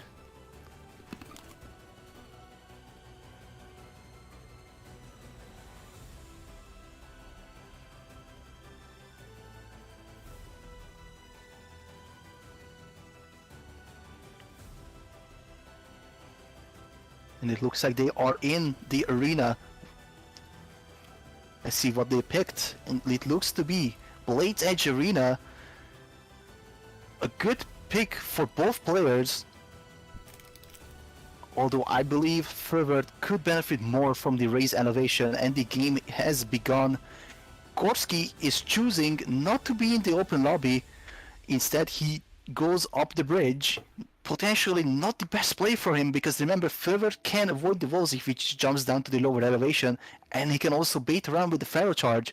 And there's the Pharaoh charge straight away with the pounce, goes for the open, tries to get it full bleeds out with Synapse and Tiger's Fury, and then he just creates some distance. Gorski is eating up all of these bleeds. He only had one stack of Maelstrom weapon here. He didn't have focus inside procs. He's taking a lot of bleed damage here. He's also not a dwarf, so remember, he cannot cleanse any of that damage. And he's got a very late Stoneclaw Totem. Fulvar gets a re-stealth. He's waiting for the 30-second cooldown. He will open just a moment, and there is the opener once more.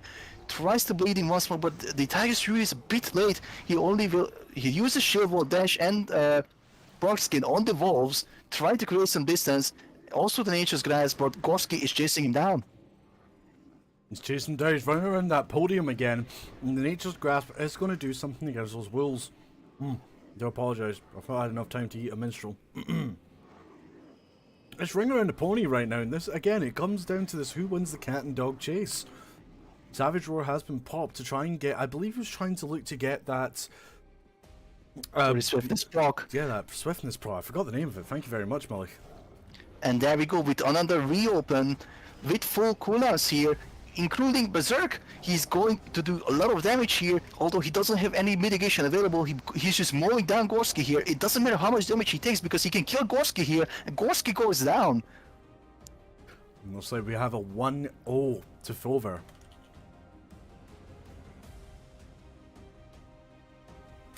And it's still a best of 5 in the losers bracket. So we have plenty of opportunities for this. Indeed, Gorski can adapt to Fulvar's playstyle. He can try to figure out how to counter this.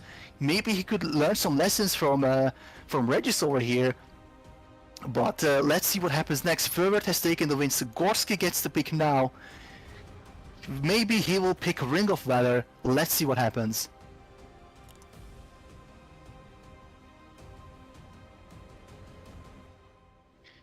Looks like our players are ready and will be entering the arena momentarily.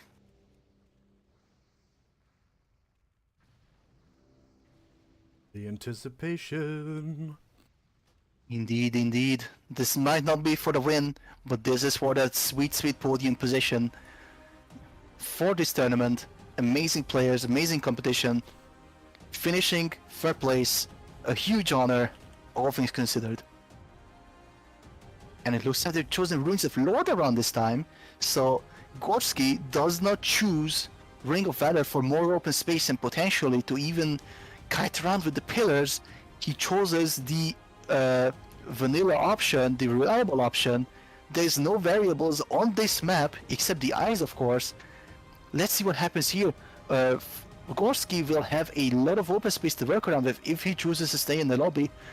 But let's see what he does. It looks like he's gonna go to the side, straight to the eye, and just get himself cornered up, so that no shreds can be dealt to him. Now it's a waiting game. His back was popped out and he was able to get a quick open, but he wasn't able to get the pounce, but he instead went for the Ravager. Also, the Ravage at that point got his rake up, got the rip up, and running away now.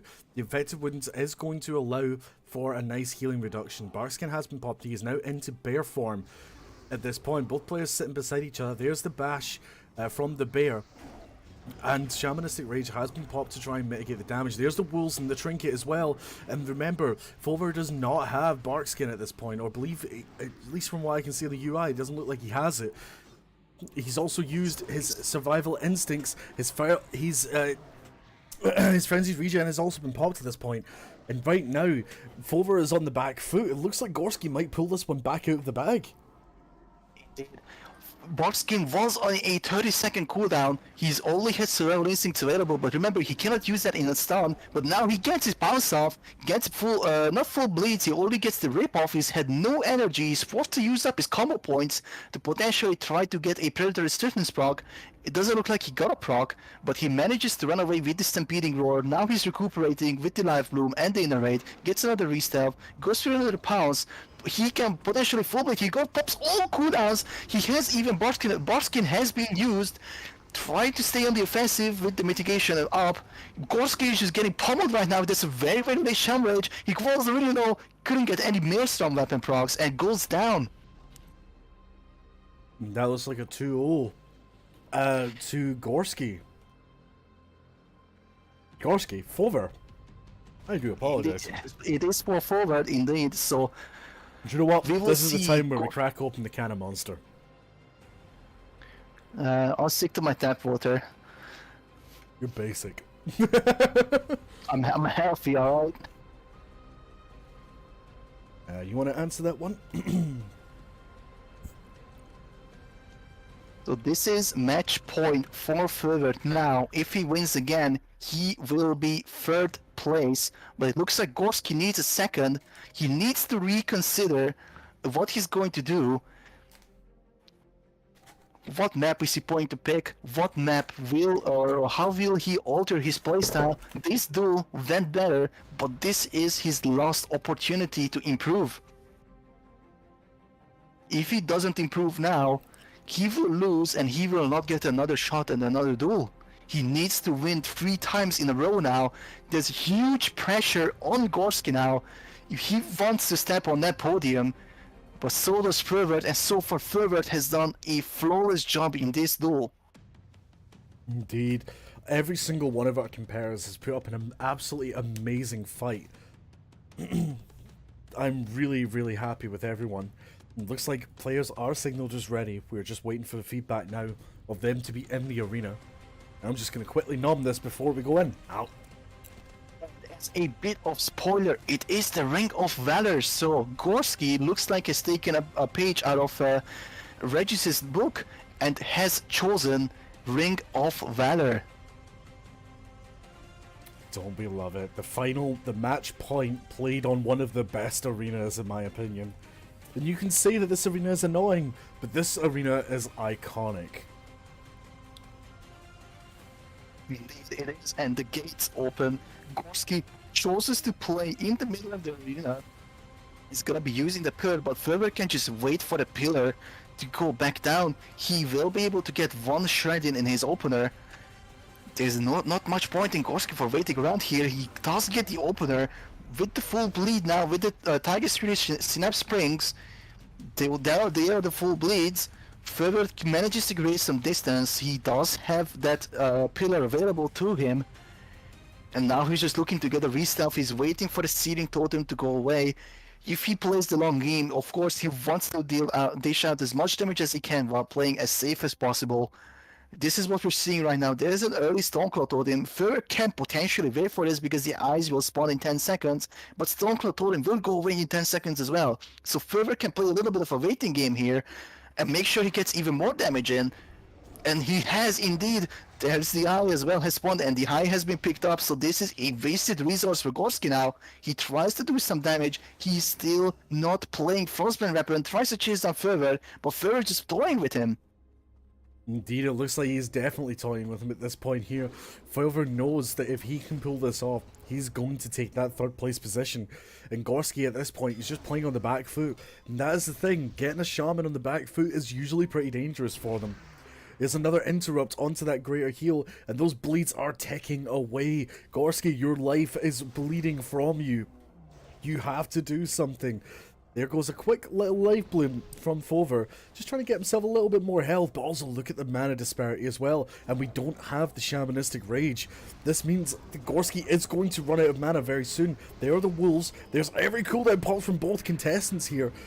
It looks like we've got the Survival Instincts as well as the Bark Skin. We also have the wolves, the trinkets, and the Blood Fury as well. This is going to be an absolutely incredible final. Also used up his Berserk forever, so now after the wolves are gone, he has no strong cooldown to finish off Gorski with, but Gorski is really low on mana. He still could potentially do something here, but Fulvar's on the back foot now. The wolves are tearing him apart. He's trying to make sure he lives as long as possible, get some good jukes, and there's a perfect pounce. He's gonna go for the Tiger's Fury Rebleed with the Snap Springs. There's going to be a lot of damage. Gorski has no Maelstrom Weapon procs. He only has one Focus Insight that's about to disappear now. He cannot make good use out of it. He's trying to chase down Fulvar, but it looks like Fulvar is just doing way more damage than he would have anticipated. He only has 4 stacks of Maelstrom Weapon. He tries to heal, but doesn't get interrupted. He gets the heal off, goes back to about 36%, but he still has a really strong rip on him. Indeed, that rip is doing a lot of damage here. We also have the bear stun going out. There's the bark skin trying with just some more damage here. And at this point, it's a GG of 14% Ferocious Bite. And wow. Fulvar takes the third place in this tournament. Gorski is P4, clean swept, completely decimated the opposition. But of course now, we will have the secret challenge. We will be back in just a moment. And we will continue this competition with one final fight. Indeed guys, we're going to take a very quick breather. We will be back very shortly. Stay tuned.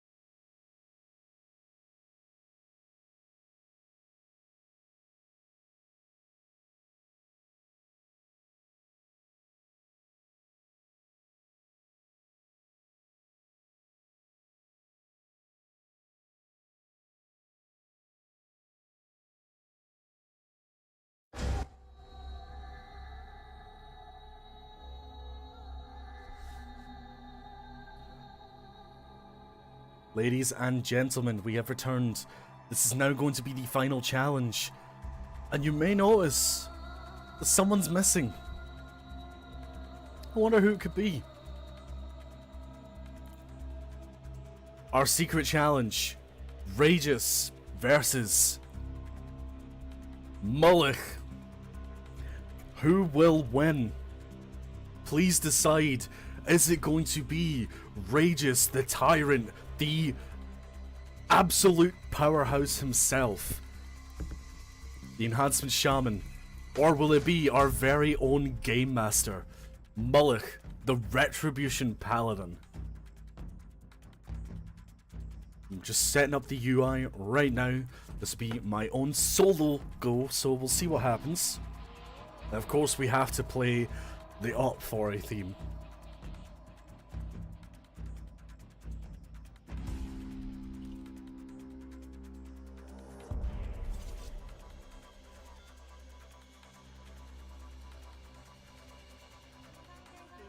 And now we are waiting for our players to currently jump into the match.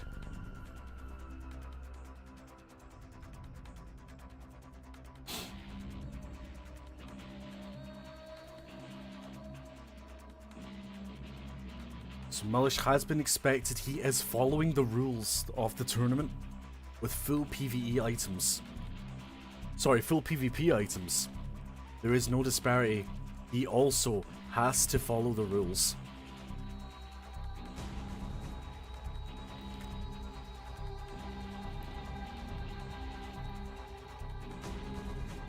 And now we wait patiently. So who will win? Our very own Game Master or the Tyrant himself?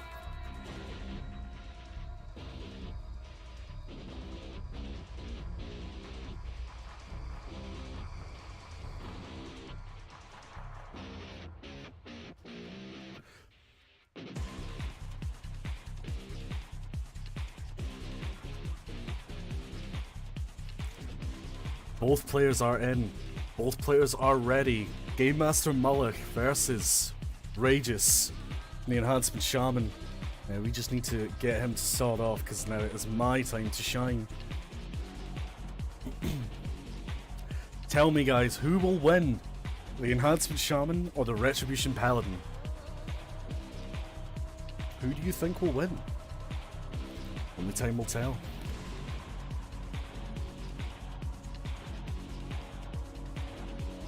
And the gates open. Game Master Mullich is out on his mount, on his Sylah, going in.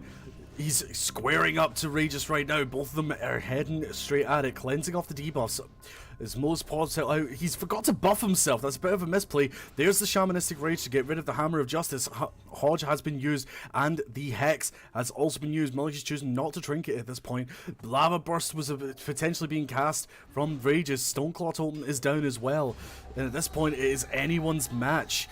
Regis still at 100% HP. Mullich is on the back foot. There's a big crit wog into the wings as well, which has been beautifully purged off by Regis at this point.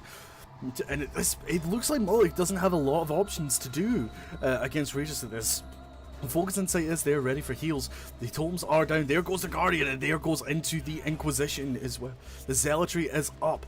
Mullich doesn't have his Zealotry up as well. There goes the Bubble and the big crit wog at this point. Now it's going to be a quick reset to see exactly what's happening. And we shall see. Both trinkets, Mullich still has access to his trinket. There's a Hodge at this point, but Regis is at max health.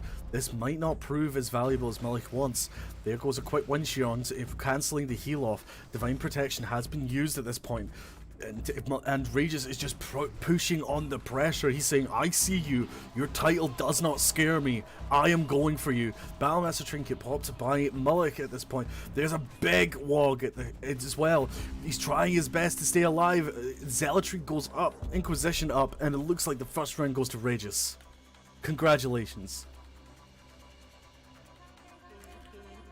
And just to confirm, guys, our UI for spectating does not show auras correctly. Paladins may look like they have one or two auras. In fact, they only have one. We will try and have that fixed as soon as possible. Indeed, indeed. Can I just say, this was only a single round of duels, but going up against Regis did getting pretty close to die. I got into 40k health.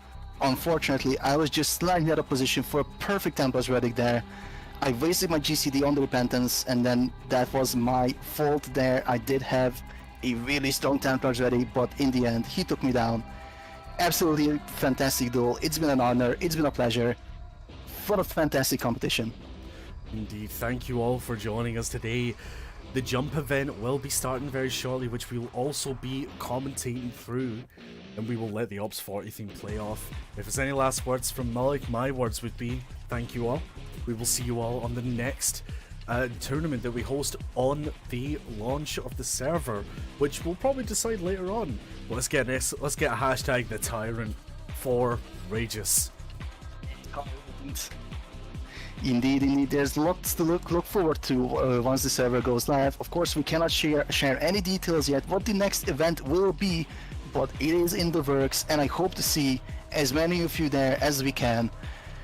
We are absolutely honored to have had this opportunity, and can I just say, what a fantastic competition. Indeed. Well, congratulations to all of our winners, and thank you to all of our participants. Without you guys, this would not have been possible. So we are going to be ending this stream, but we will put it back very shortly as we head over with Game Master Hiki for the jump event.